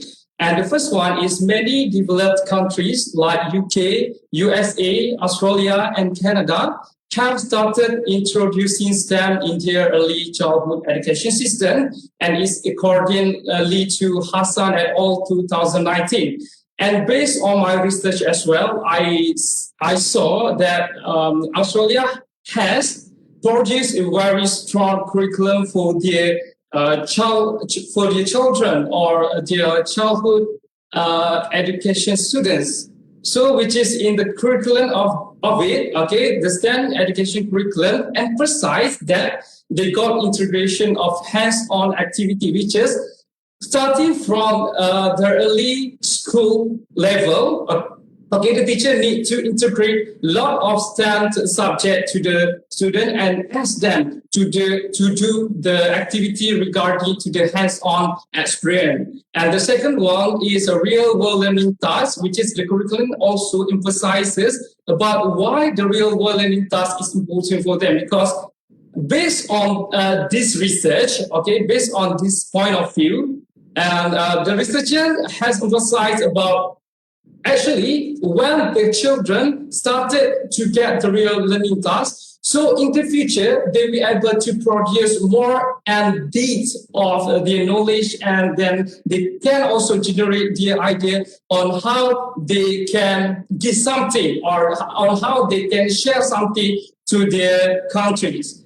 And the third one is the coupled with academic theory, which is from the starting of the education level, the teachers and all of educators need to teach children based on the theories. If you can see right now, we learn a lot about the John Piaget theories, which is starting from the early age of the children. We need to influence the children to learn based on the real world activities or hand-on activities. So it's important to ensure that we can relate the teaching and lesson session with the theories, because based on this theory, of course, we can have like a very quality learning and sharing with our students. And the last one is help students master difficult concept of maths and science. Of course, in their curriculum as well, like in the USA, they really emphasize about how the students can master about solving the problem related to maths and science subject. And then the next one is, if we can see right now that in our country we have like the Olympiad competitions, but specifically in the developed country, such as the UK, they send off their young children or their young students to join the STEM Olympiad. So it's just like give a very good exposure to the student to ensure that they can generate their idea to be good at STEM field. And then the next one is STEM education is critical for the developing children problem solving and critical and logical thinking skill, as well as cultivating habit of mind like curiosity, creativity, persistence, collaboration, and communication. It is according to Lange et al. 2019. So I just would like to share my experience, like while I'm doing the research with the student, I see that when they are doing the STEM activities with their teachers, and then, you know, like the children show their curiosity and they feel curious about something on the activity given, like, you know, like they are doing just as the activity regarding to creating the aquarium using the recycled materials. So they started to ask the teacher, okay, how can I make it? Can I make like this and so on? So it's really important to children to be promoted or introduced with STEM education starting from the early age of educations. And the third one is, according to Morgan and Katzler, 2019,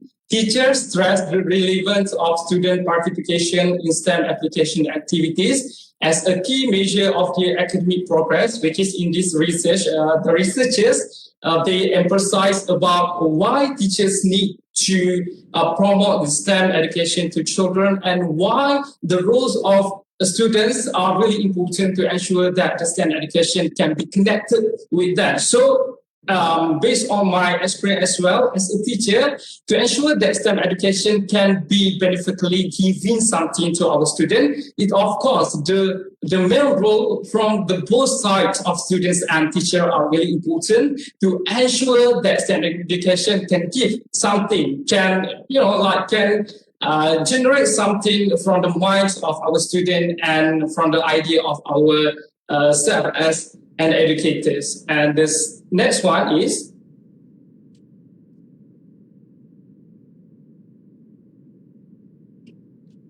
the context of STEM in Malaysia. Actually we got like 3 context. The first one is STEM field, the classification of field. If we just see right now, there are many institutions, which is from private and government institutions that provide and offer the STEM and non-STEM courses and programs to our Malaysian students. And for the STEM major choice, which is the STEM program, we can see that we got agriculture engineering, which is it can found in University of Putra Malaysia, and then we got agroeconomy, animal science program, bioengineering, and so on. There are a lot of STEM programs that I could not mention here because we have this specific time, so I can't just list all of them. And there's for the non-STEM major choice, we got accounting, banking, and finance. But the non-STEM program is still related to STEM, which is accounting program as well. We can see that the student need to learn about the mathematics, about statistics, and so on. So in Malaysia nowadays, I can say that a lot of the students, they choose to be diving in STEM education because in STEM program, because it can give a lot of advantages to them to ensure that they can face this current challenge. And then for the teaching and learning approaches, we got STEM education or STEM approach. So of course, it's just related to the institution that promote and introduce STEM approach or STEM technique or STEM, we call it STEM style or STEM pattern to the student, which is the teaching and learning approaches that encourage students to apply STEM knowledge. Based on my experience as well, when I was becoming kindergarten teachers, we have our own curriculum for our students to ensure that the student can mingle with the STEM education. Like my student, which is the student from the age of 5 to 6 years old, they need to join the STEM education, which is we just making an activities of doing the cake, and the student they need to make it with the teacher. So based on the STEM approach, every institution in Malaysia, whether primary, secondary, tertiary education, so we have our own approaches on how we can ask our students to mingle, to connect with STEM education. And then the third one, the content of STEM stream, there are some groups that combine STEM field differently, this is more to the occupational context, which is in this current situation. Malaysia just provide a lot of occupations or vacancy to the community, which is they can engage in software developer. Maybe they are not only learning of IT or technology, but they need to study about mathematics as well. So a group of combined STEM field differently is based on the institution itself. Sometimes the vacancy needs more than one of the STEM discipline, okay, the combination between science and mathematics. So we need to hire the people that get two disciplines of STEM education to ensure that they can fill up the vacancy.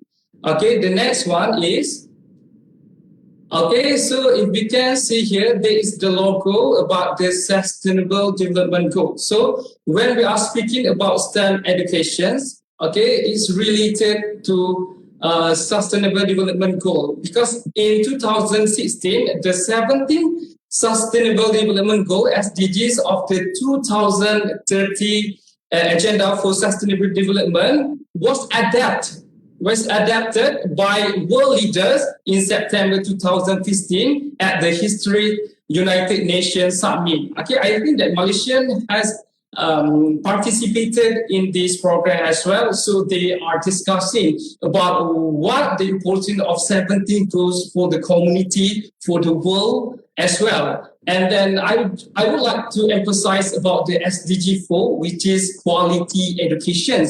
And then based on the objective 4.2 out of 7 objectives, the target of 4.2 by 2030, which is every nation need to ensure that all girls and boys have access to quality early childhood development care and pre-primary education so that they are ready for primary education. So how can we implement, how we can achieve or we can reach this objective through the implementations? So like one of the implementation, which is the pioneers of the future will not be those that merely use technology, but those that will design, produce and control new technological systems and will apply them in all areas of life. Okay, whether boys or girls students, they need to have a quality life learning to ensure that they can really know about what happens in the future. So as a starting point of the education, once they get a very impressive learning in their life, so they can share their ideas from time to time. So they are growing with a very quality education and they can really equip themselves with how they can contribute to the country in the futures. And then, so if we are talking about the technology, yeah, it's really related to IR 4.0, which is it is controlled by digital tools and introduce future education model by focusing on smarter, mobile, comprehensive, and virtual education and skill development. So I think that IR 4.0 is just like really related to STEM education, which is instant education as well. Instead of studying science, engineering, mathematics, the students or the children, they need to study about technology as well. So I think that right now, many countries, they are keeping discussing about how can IR 4.0 will be overcome by the community. So one of the best way is producing or promoting the STEM education to all of the community. So to the next slide. Okay, this is the perspective of Malaysians toward the enforcement of STEM education.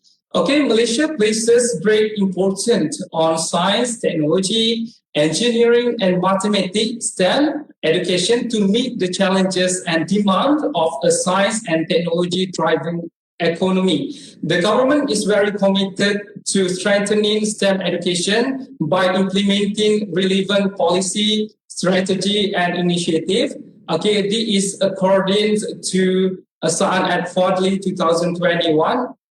And frankly speaking, in Malaysia right now, okay, Malaysia government, especially Ministry of Education Malaysia and Ministry of Higher Education Malaysia, both of them have already produced a lot of programs to our community, to the students, especially to ensure that they can be equipped themselves with the skills of the 21st century learning. So many STEM education has been promoted to the secondary, to the primary, to the kindergarten student as well, to ensure that they can become a future leader. I mean, a quality future leader for our country in the futures.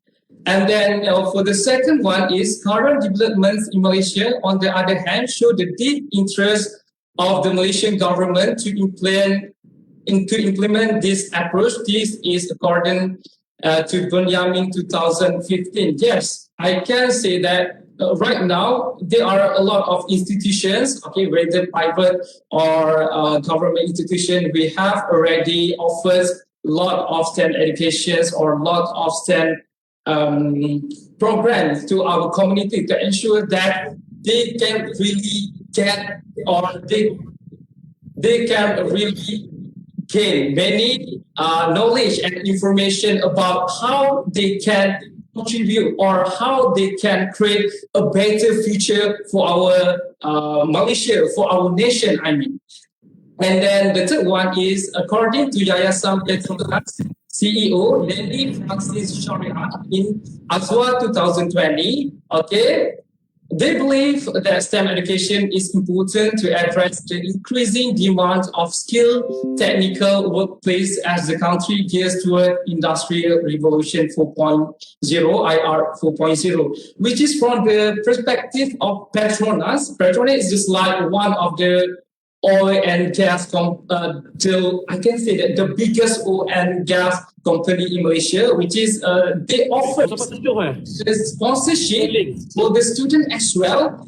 Why they offer it? Because they just want to get, or they want to hire the one who really skilled with the 21st century's, a skill, which is they are not only learning about STEM skill, but also they know how to generate their idea using their thinking skill or higher thinking skill, I mean.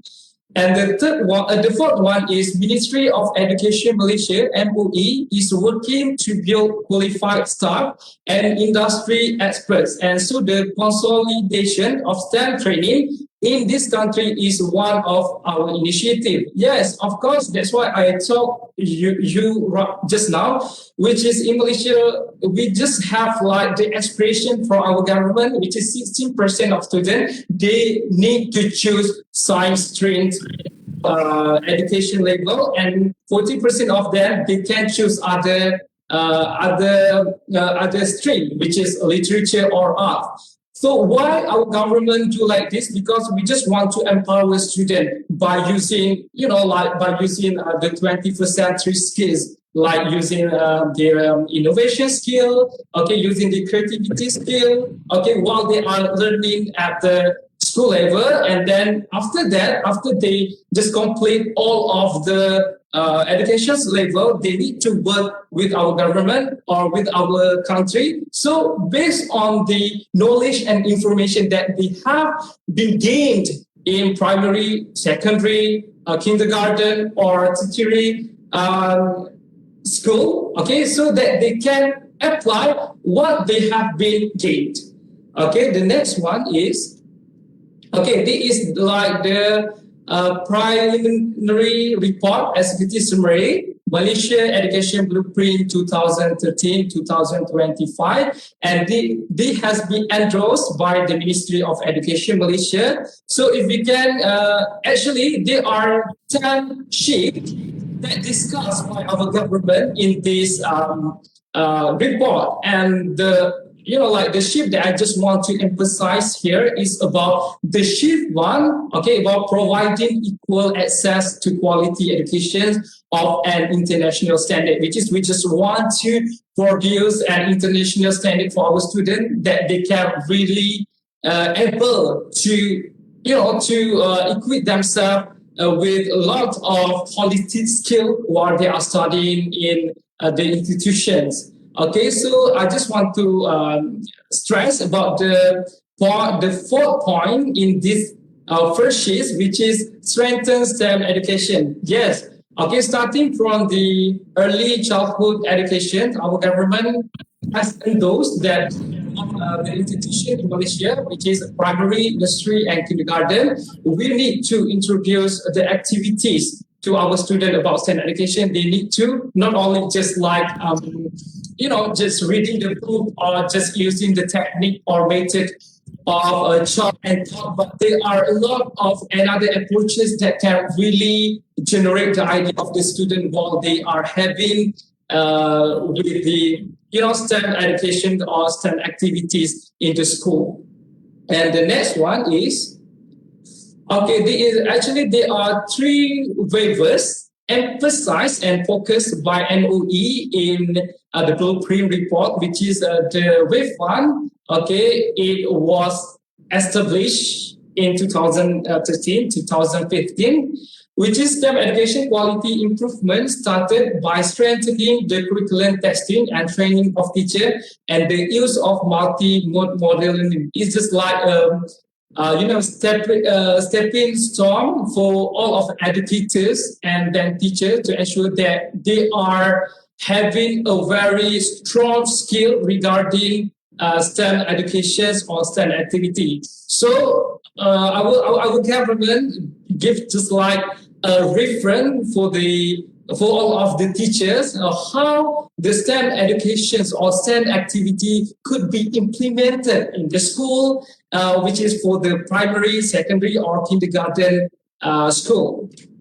And then the second one is for the wave 2, it was introduced in 2016 and 2020. Okay, there are a lot of campaigns and collaboration with related bodies are implemented to generate interest and awareness of community in STEM. Yeah, like for the first, there are a lot of STEM activities or webinar that has been introduced or promoted by our ministry of institution in Malaysia, because they just want to make all of the community of Malaysians aware why the STEM education is important, not only for ourselves but for the future generation. So there are a lot of programs given to the educators and to the students as well to ensure that they can really understand why STEM is and how the STEM education activities could be done in very progressive way in Malaysia.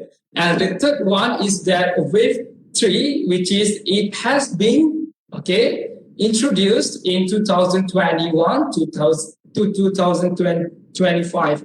Which is STEM is moving toward excellence through increased operational flexibility, which is nowadays we can see that our government has opened up a lot of programs based on the technical and vocational program to the one or to the community of Malaysia, because sometimes people keep saying that STEM education is really hard to be learned by the community. But I think that it's not true at all, because right now, the people in Malaysia, which is the secondary school students, after they graduate and complete their study, a lot of them choose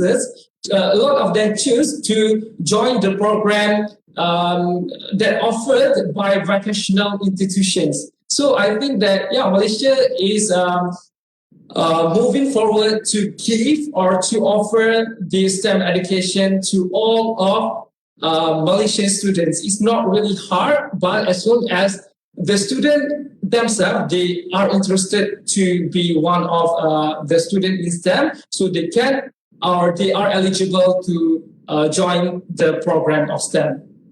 And then next one is, this is about the student aspirations. This is like Malaysia Education Blueprint 2015-2055. This is like the second report that introduced to all of the higher education students. And then I just would like to emphasize about the point number 5, which is thinking skill. Appreciate diverse views, is able to think critically and be innovative, has problem-solving initiative and an entrepreneurial mindset. Okay, in my opinion and based on my experience myself, okay, I just joined the programs of early childhood education in Sultan Idris Education University since 2014 when I was in diploma level. So at that time, my lecturer, they introduced to me about not only as an educator, not only I need to teach my student about how they can read or how they can spell something, but a lot of approaches that I can be learned at that time is just like one of them, just like the approaches of learn through play approach, which is the approach which is based on that approach. I just can mingle myself on how can I generate and I can empower my students to ensure that they can really engage with the STEM activities. So I think that, yeah, lots of institutions in Malaysia nowadays, they just like provide a very comprehensive skill for the student to ensure that they can face with the IR 4.0 challenge. So one of them, yeah, introducing, variety of approaches while studying in university is just like one of the important things to enhance the STEM education in Malaysia nowadays. And the second one is based on the sixth point, which is the knowledge. Okay, the student have master of own discipline, is able to harness, connect and apply knowledge learned, and has an appreciation of culture, art and science, technology and engineering and mathematics STEM, which is the student right now in Malaysia, our government or ministry, okay, has promoted that the student is not only they just get, something is very a bit traditional looking, so like they are coming to school just writing something, but they need to get like something more than that. And if we talk about STEM education, it's just like a very wide range of topic in the university nowadays. Like I just studied in University Pendidikan Sultan Idris, and then like my educator, okay, they just started to introduce many things about STEM educations or how the student can overcome the challenge that related to STEM education. So I feel really thankful to my university behalf for giving me the opportunity to master the knowledge about STEM educations. Okay, the next one is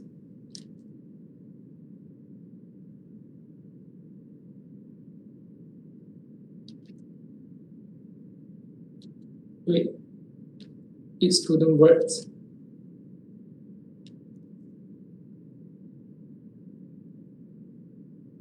Okay.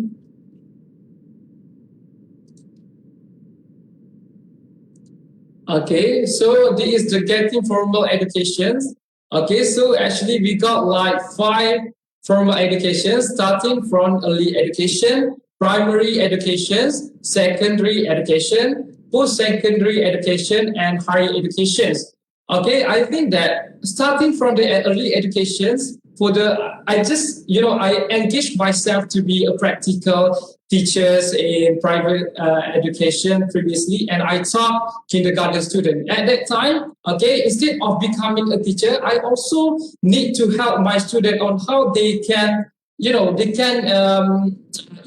their holistic skill in doing the activities. So for the early education is that me as a student, I always ask myself, it's not about we just, teach our children about something on the textbooks 100%. No, but why or how can I empower their mindset to ensure that they can face the current challenges, I mean. So for me personally, okay, as a kindergarten teacher previously, I just like give a lot of activity to students to be involved, like, asking them to build something by using the stuff, because through this way, it's just like a stepping stone for them to generate the idea in the futures, and then the STEM education could be introduced to at this level. And the primary education also, we got a lot of school, which is the government, religious, private, special needs, donation and assessment school, school transfer, assistance school, and so on. Like in Malaysia right now, for our primary education, we still have like many programs and activity regarding STEM education. If you can see on the YouTube, I can see that lots of creative teachers, they try to engage their student by studying about STEM education, by doing and implementing STEM education to ensure that the student can get something bigger in their life while having the STEM while having or studying or learning STEM educations. And then secondary school as well, we got a lot of programs for students, and post-secondary, we got like many, or what we call it, many programs, such as foundations, as matriculation. Like for the foundations program, I can say that lots of STEM programs provide and offers to the students, to the Malaysian student. And then for the higher education, we got like local IPTA, local IPTS, and I'm currently working in private institution. We are still offering this STEM program to our students, which is IT program or communication program for our student. And then the next one is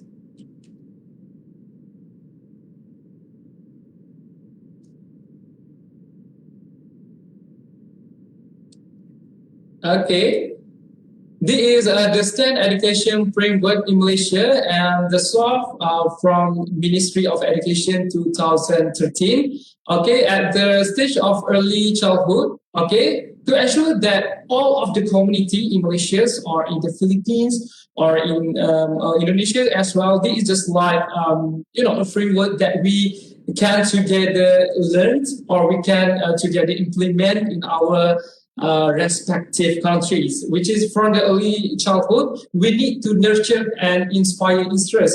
That's why sometimes when we are talking about STEM education, some of the teachers, they didn't know what STEM is stand for. Sometimes based on my experience as well, I just talk about STEM education to my friends, and they still ask me, what is STEM?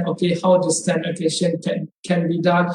So at the first one is to ensure that the student can get a very quality and achieve the quality in STEM education. We need to nurture and inspire interest, which is we as a teacher, we need to learn many things. We need to be equipped ourselves with the knowledge about STEM education, so that we can inspire their mindset, we can inspire their interest in STEM education activities.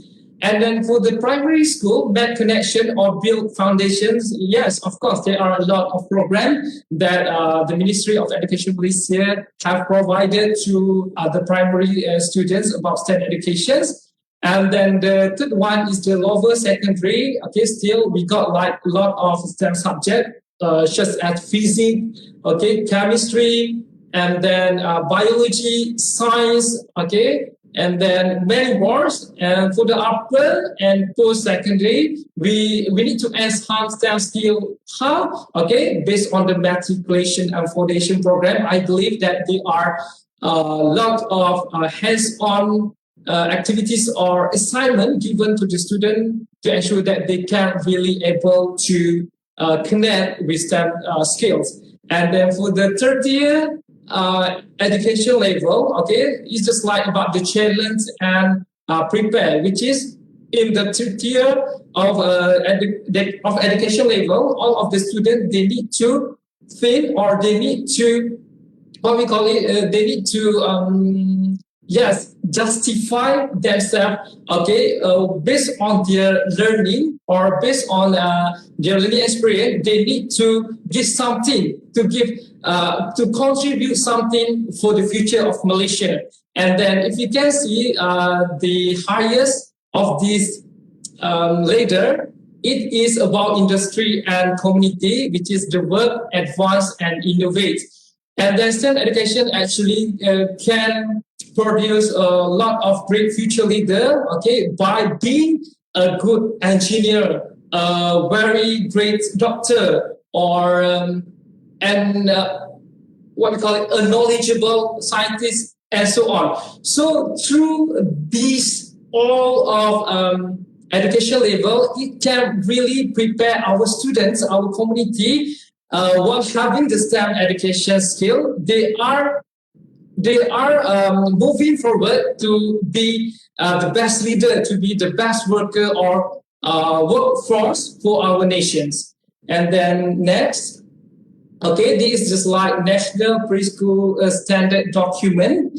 Okay, if you can see here, okay, they is just like, no, they are some of the suggested, okay, activities that could be done by primary and kindergarten teachers with their students. And if you can see here, it's just like the learning standard 6.22, produce design using two-dimensional shapes. So according to this point, okay, means that in Malaysia, okay, I just want to thankful to our government, okay, because they already, you know, introduced the STEM education or the STEM activities starting from the early childhood educations. And then if you can see here that based on the activity, student is not only, you know, like they come to the class, it's not about, you know, writing something or just copy something from the teachers, but they can generate the idea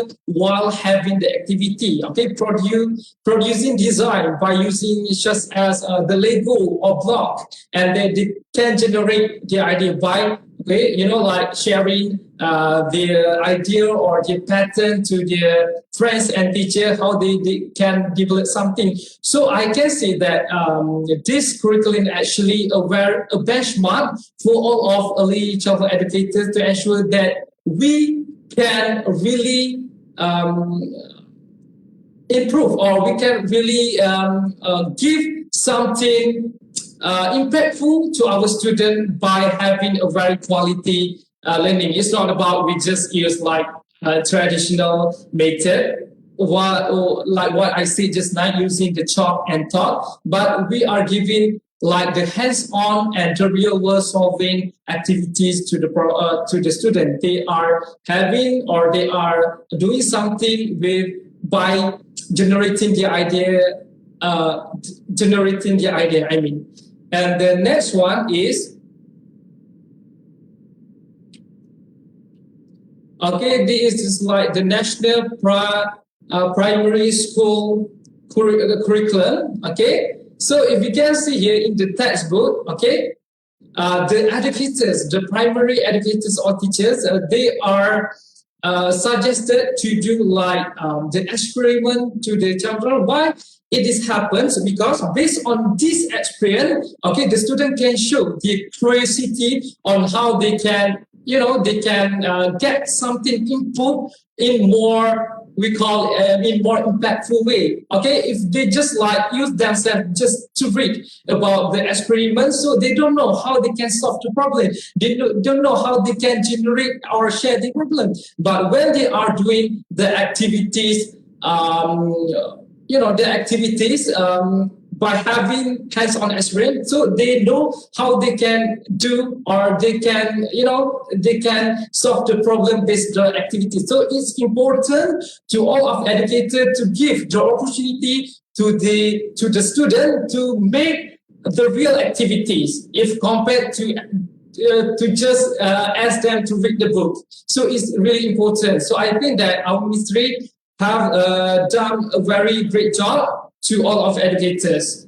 And then next one is, okay, this is just like National Secondary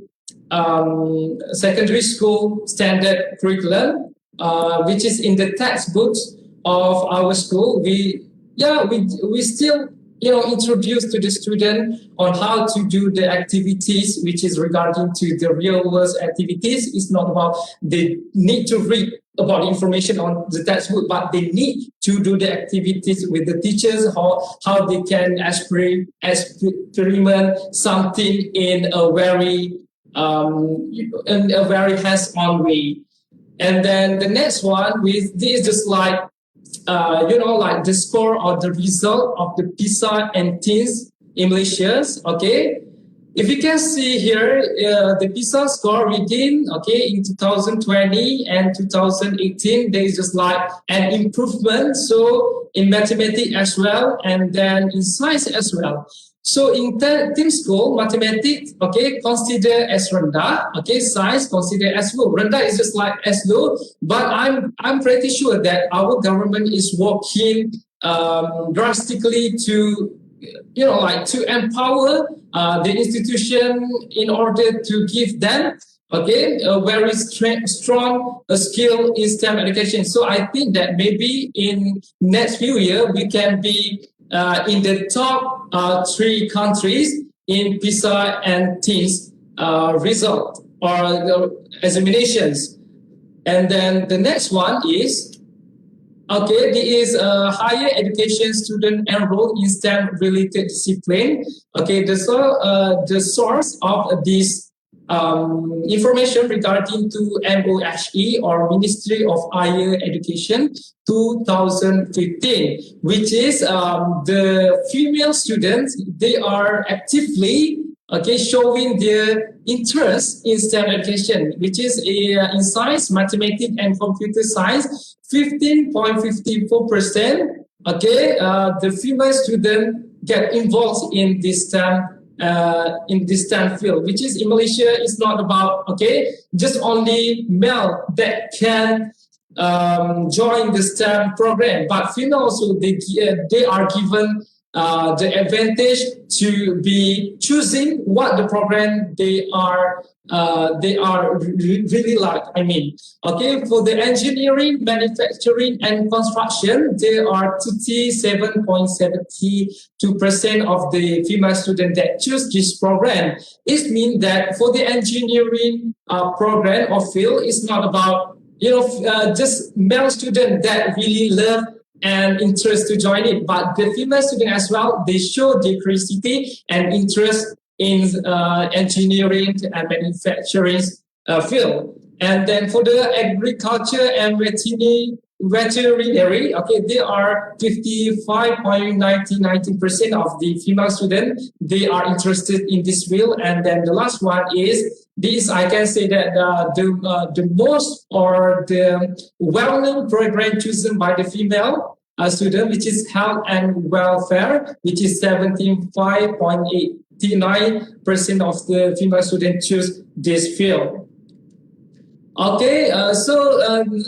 Before that, I just would like to, to share something with all of you about this information. Based on the Ministry of Education Malaysia 2016, Malaysian girls are performing well in STEM from primary school up to university in both academic and extracurricular area.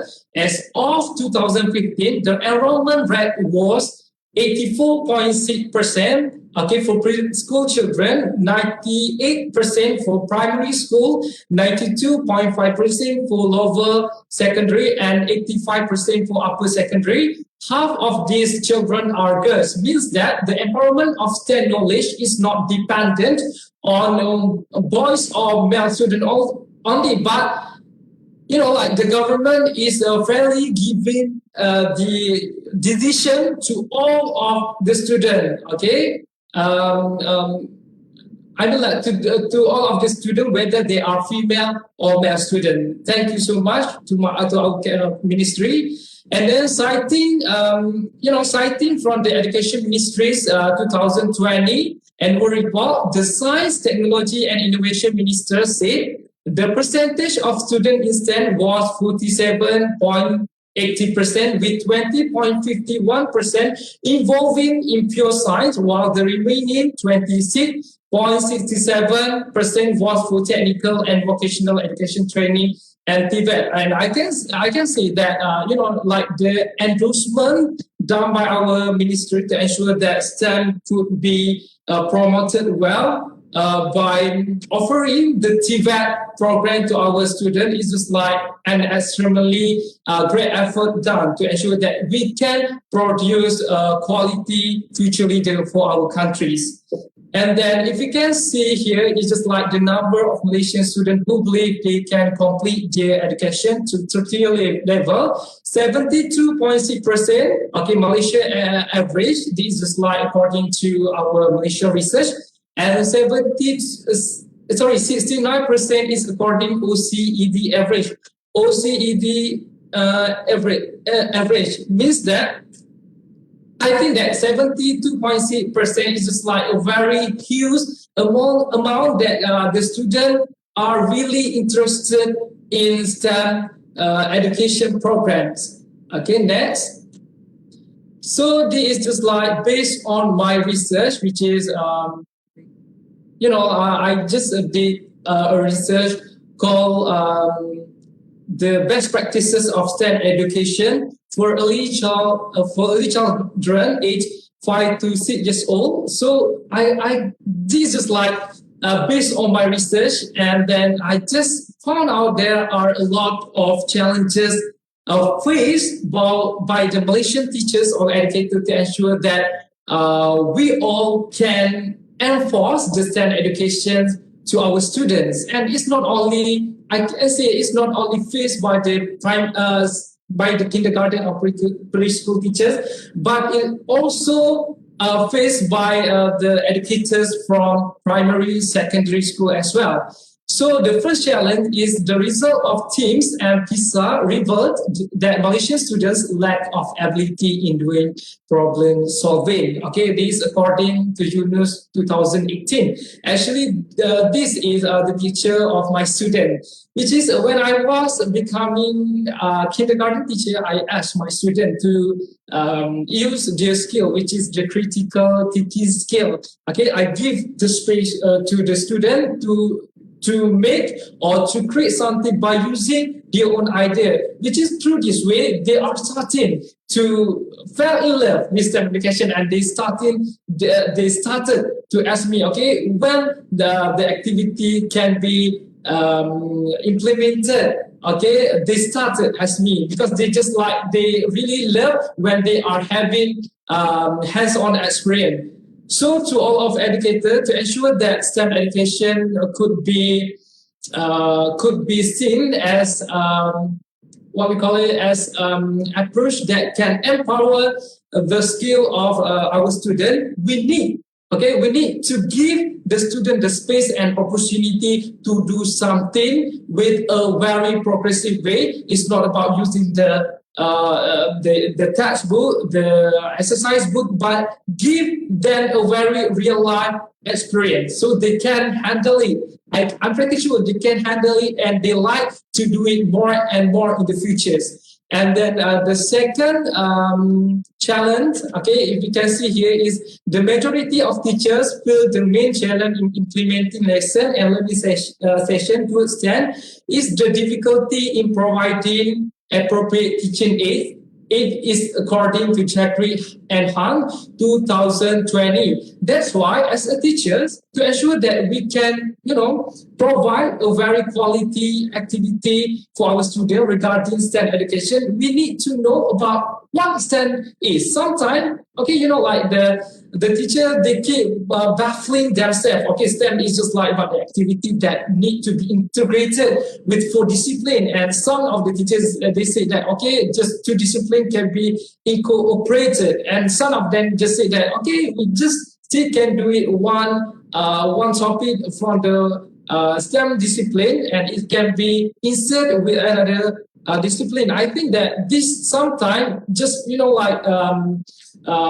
just disturb or bother our minds. So it's just like make us feel more touched to be doing or implementing STEM education in our classroom.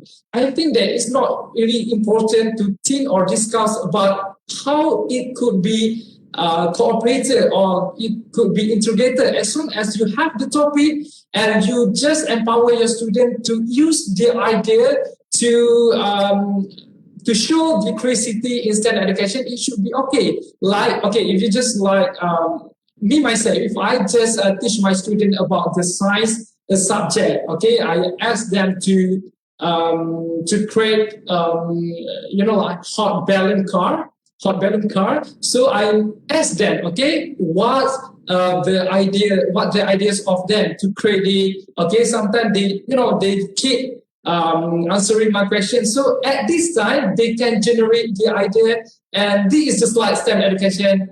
Actually, it's not about, okay, we need to think more about what's the equipment or what is the stuff that can be used by us to ensure that we can implement STEM education. It's not really important for me myself, but the way you handle your student, even this is just like very easy activity, but you can handle it with your creativity. It can be done a very good and knowledgeable activity of STEM.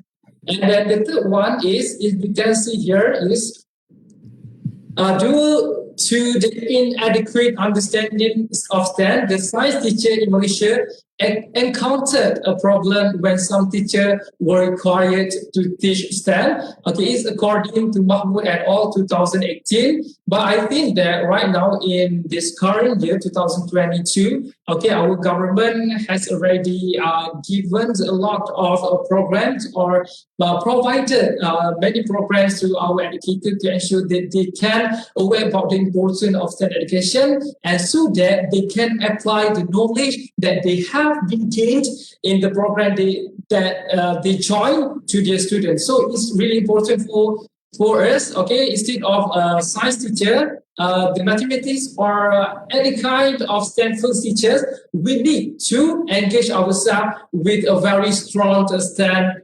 knowledge or STEM information to ensure that we can apply it to our students. And the next one is,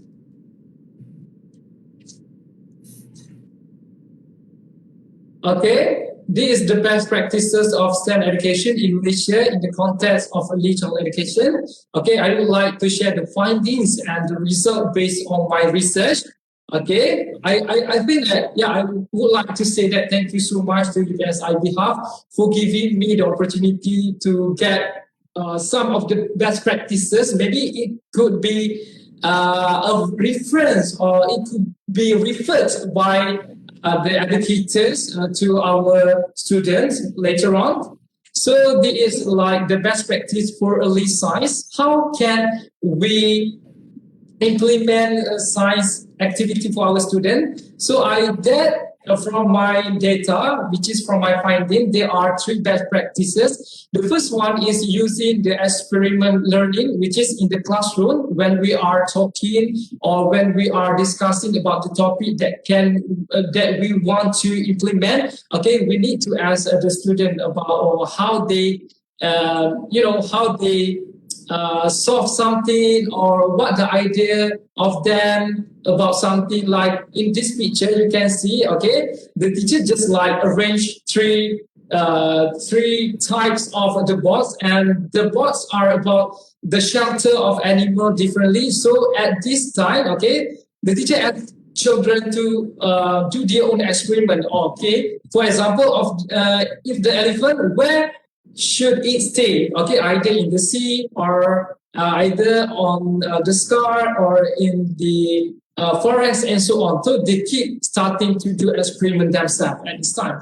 And the second one is about the learn through play, okay, which is the use of learning aids. Yes, of course, it's really important. It's not about, okay, we just like ask our students to copy something from our writing. No, but we need to give them like what we call the real object to ensure that they can engage, that they can feel, and at the same time, if they feel it, if they touch it, so they are interested to do something more and more. And the second one, from learn through play, okay, it can be developed the interest of children. Yes, if they can see it, they can touch it, so they are more interested to know about it more, and then they are starting to answer the question given by the teacher. That's really important. If we just give our children to learn through play. And the third one is the collaborative learning, which is the student in STEM education is not only, the student just stay personally and do the activity alone, but the teacher needs to play a very important role in ensuring the children or the student can engage with a collaborative learning, which is they play with their friends and their teacher as well, and they can learn together. And, the next one is, this is just like the early math. I got like 3 best practices, which is the first one is entertainment element. We just want to teach our student about mathematics. It's really important for us to, to insert the elements of entertainment.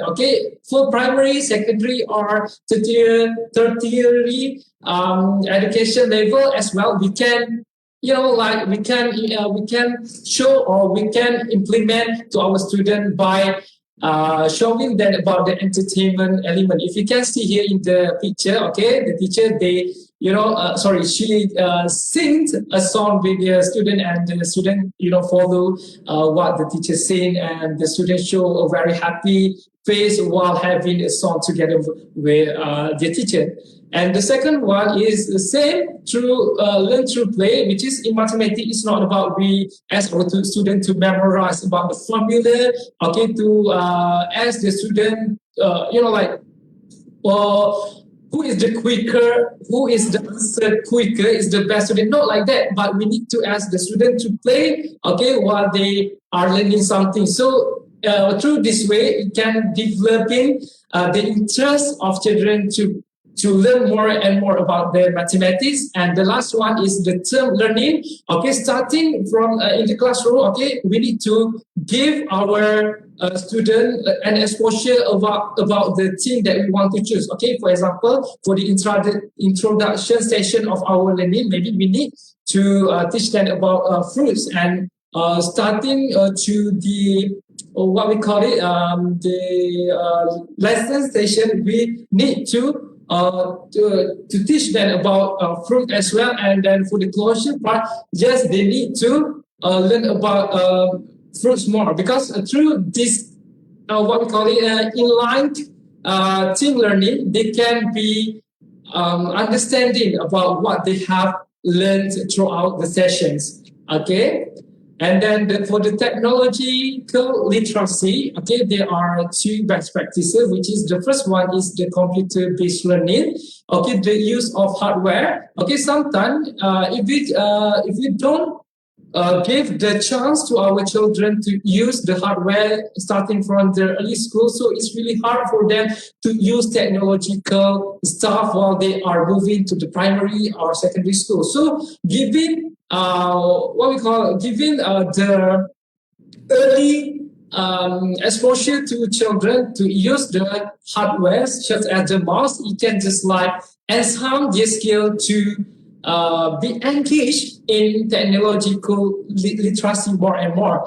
And the second one is the use of software, which is for the kindergarten student. We need to creating something software, or just like showing to them about the software, which is they can work on that to ensure that they can really they can be really getting about the early technological literacy. And the last one is about the interactive visual, as a teacher, to ensure that our student can really be feeling amazing while they doing technological activities. Of course, we need to give them or show to them about the interactive visual, because through this way they will be more knowledgeable, they will be more brilliant, or they will be more interested to know about what they are doing or what they are learning. It's really important, because the colorful aspects on the interactive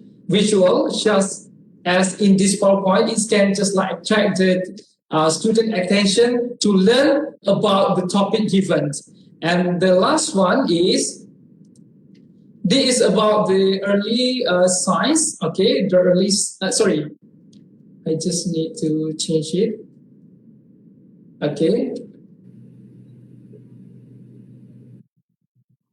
Okay, it's okay. I can just share here. Okay, this is about the engineering, which is the engineering activities. There are three, not only science but engineering activity. There are three best practices that can be implemented by us. Which is the first one is learn through play. Okay, the second one about innovation awareness, and the third one is communication element, which is for the communication element, while we are giving the opportunity to our students to build up something, to create something, we need to ask them, okay, what are you doing? Okay, what is this? Okay, how many block that I have? So through this way, they can generate the idea, they can share their emotion as well to interact with the engineering activities. Okay, for the learn through play, okay, as a teacher, we give 100% opportunity to children to play while they are doing the activity related to engineering. And then at this time, I can say that the teacher, she is really good. Because why I say she is really good, because she can attract their student to play with the block, okay, with the block. And at this time as well, the student, they just show to the teacher that they can do it. Okay, they can play with their friend cheerfully. At the same time, they can do something very good. And then the last one is innovation awareness, which is the problem solving skill and making decision skill. So these skills are really important to our students to ensure that they can they can create something through this skill. I can say that they will be more independent to face the challenge world, because they are equipped with this skill. I mean, like, okay, for problem solving skill, okay, the teacher asks the children to do what they want to do, and then they, sometimes through my observation, I can say that they are really love and they are really like to do something looks really unique, which is I never looked at before, and then making this one is future leaders and workers can grace and solve some of today's and tomorrow's challenges through STEM education. That's why I always ask myself, I joined a lot of STEM education program to ensure that I can get something, what we call something impressive, to ensure that I can share to my students in order to ensure that we can create a better nation for our countries. And then this is like the program made by Malaysians, okay, we got like ITAD 18 in AC 2021, which is both of them are giving the opportunity to Malaysians in order to generate the idea to produce something for our country, for our community. So I can say that there are a lot or more programs related to STEM education offered by our government, and I can say that this kind of program can give something something benefits, or can give benefits for our community in the future. So that's all from me. Thank you so much. I think that's all from me. Thank you. Thank you very much, Mr. Azam, for your sharing about your research findings and also being an inspiration by sharing all your research findings for the benefit of our younger generation, especially in Malaysia.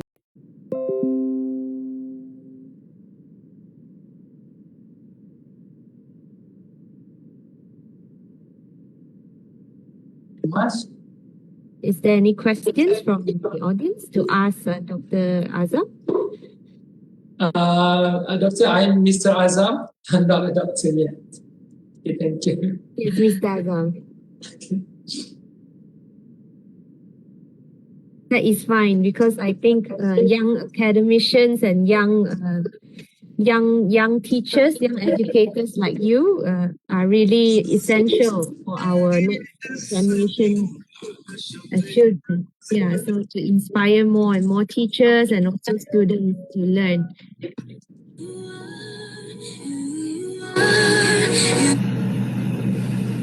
please ensure that your microphone is muted now. Praising moving forward. Someday.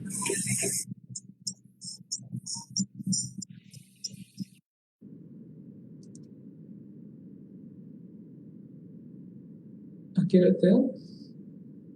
Any other questions? Yes, there's one question in the chat group from Miss Chong Wen-jia. Does language play a role in STEM education, and how does it play a role? Yes. Can you just repeat the question? I couldn't hear it clearly. Sure. Does language play a role in STEM education? Means how does language masuk in the STEM education?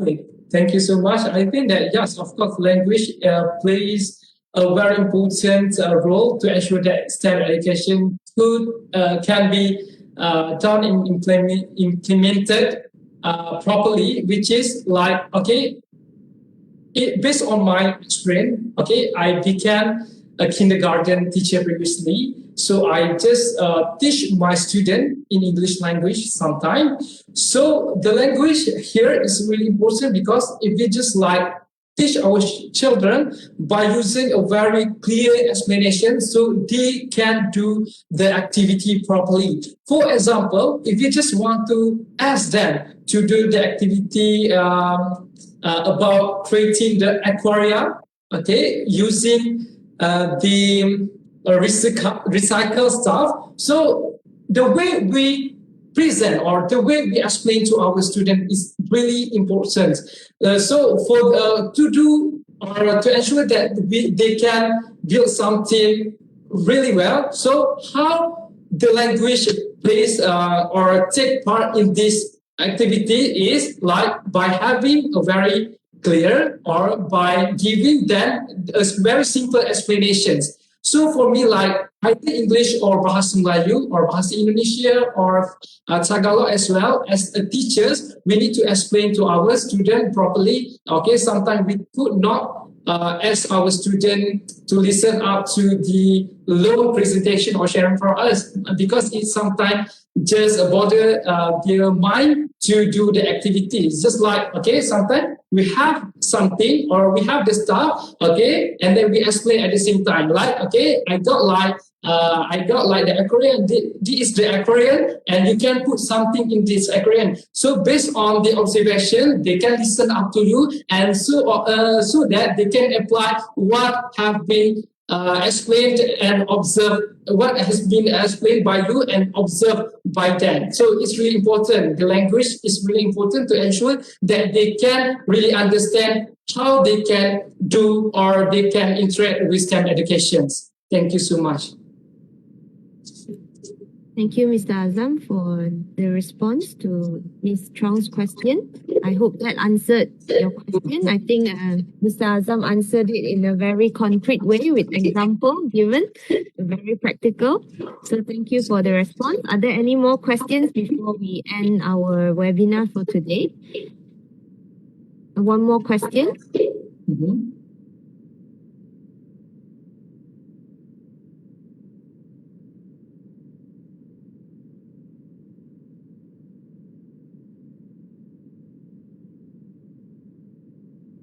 Right. If there's no more question, we would like to thank Mr. Azam again and also all our panelists this morning for conducting this webinar. Yeah, thank you, Mr. Azam, for sharing. Yeah, for inspiring all of us, especially educators, teachers, and also all of the students to continue to implement and to integrate STEM education into our teaching and learning process, whether in preschool, in primary, secondary, or even in higher learning institutions. So I would pass the time to our MC for today. Thank you very much for tuning in with us today, learning with us, and for spending this time together. Thank you.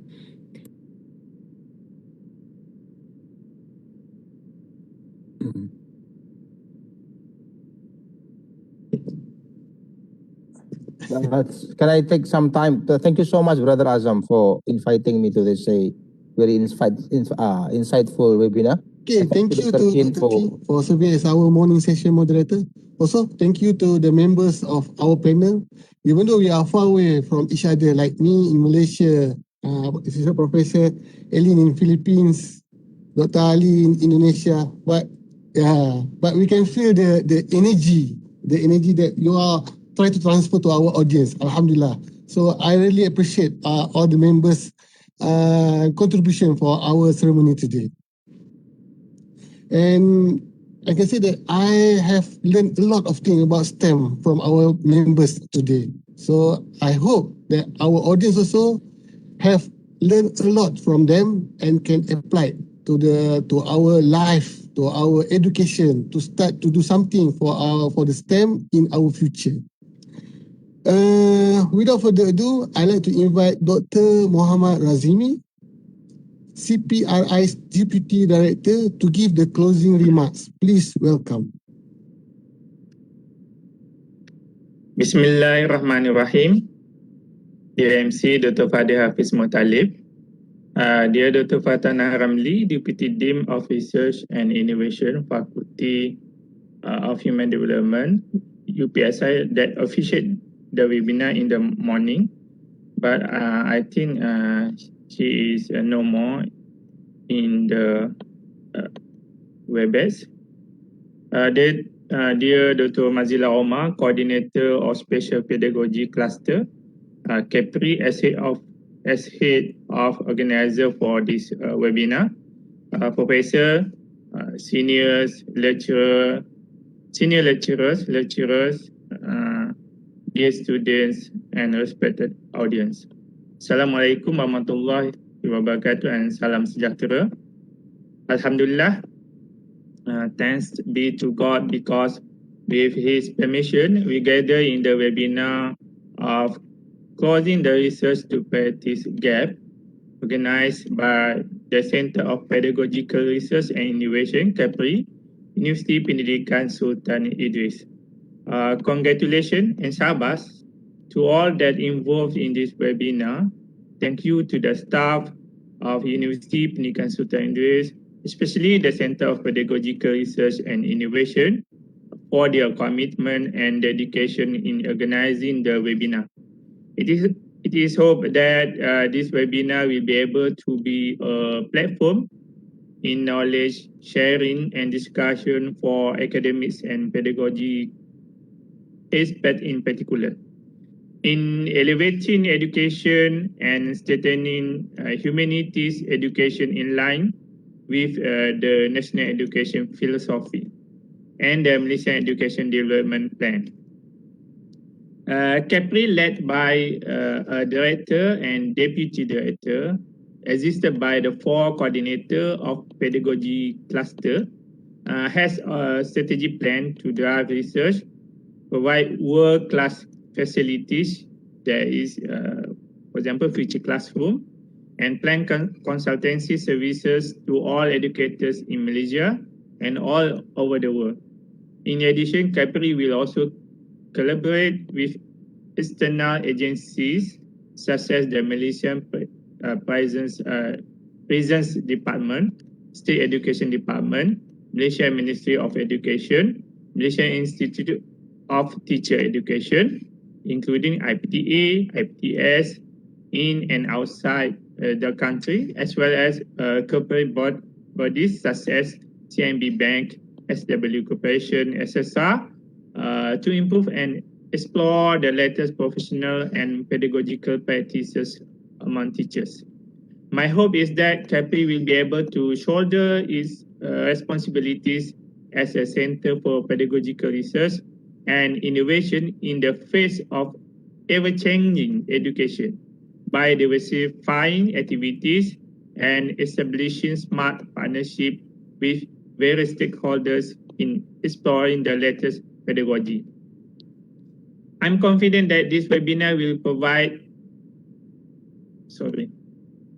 I'm confident that this webinar will provide another added value to Kepri toward further elevating national education and strengthening humanitarian education in our country. Next, we'll raise UPSI as University number 1 education in Malaysia.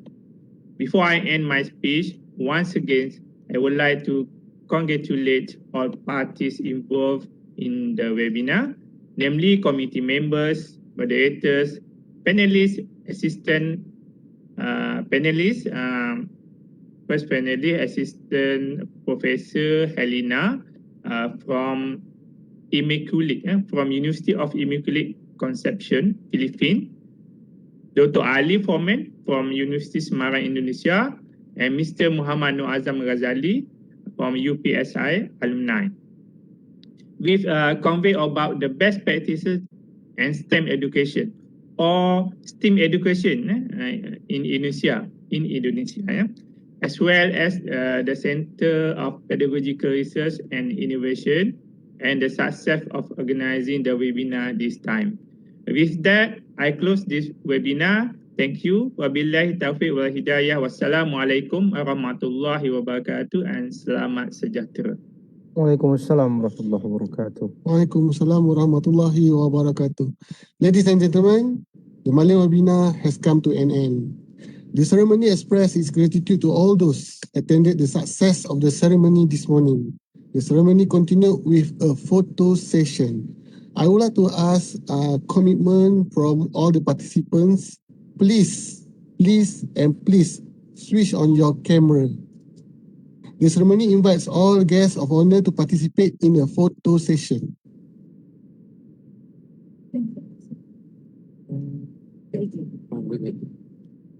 So, UTK, ambil gambar. 1, 2, 3.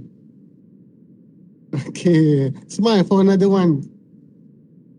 1, 2, 3. Okay, thank you everybody. Dari Kedah ke Pekansari, beli suasa di Kota Tinggi. Selesai sudah tugas diberi, di lain masa bersua lagi. I, Muhammad Fadil Hafiz, on behalf of the entire members for this webinar series 4, would like to apologize for any errors that occurred during this ceremony. Like we have a problem with the internet during the morning session, so we really apologize for that problem. Before we end our ceremony today, let us read the Tasbih Kifarah and Surah Al-Asr.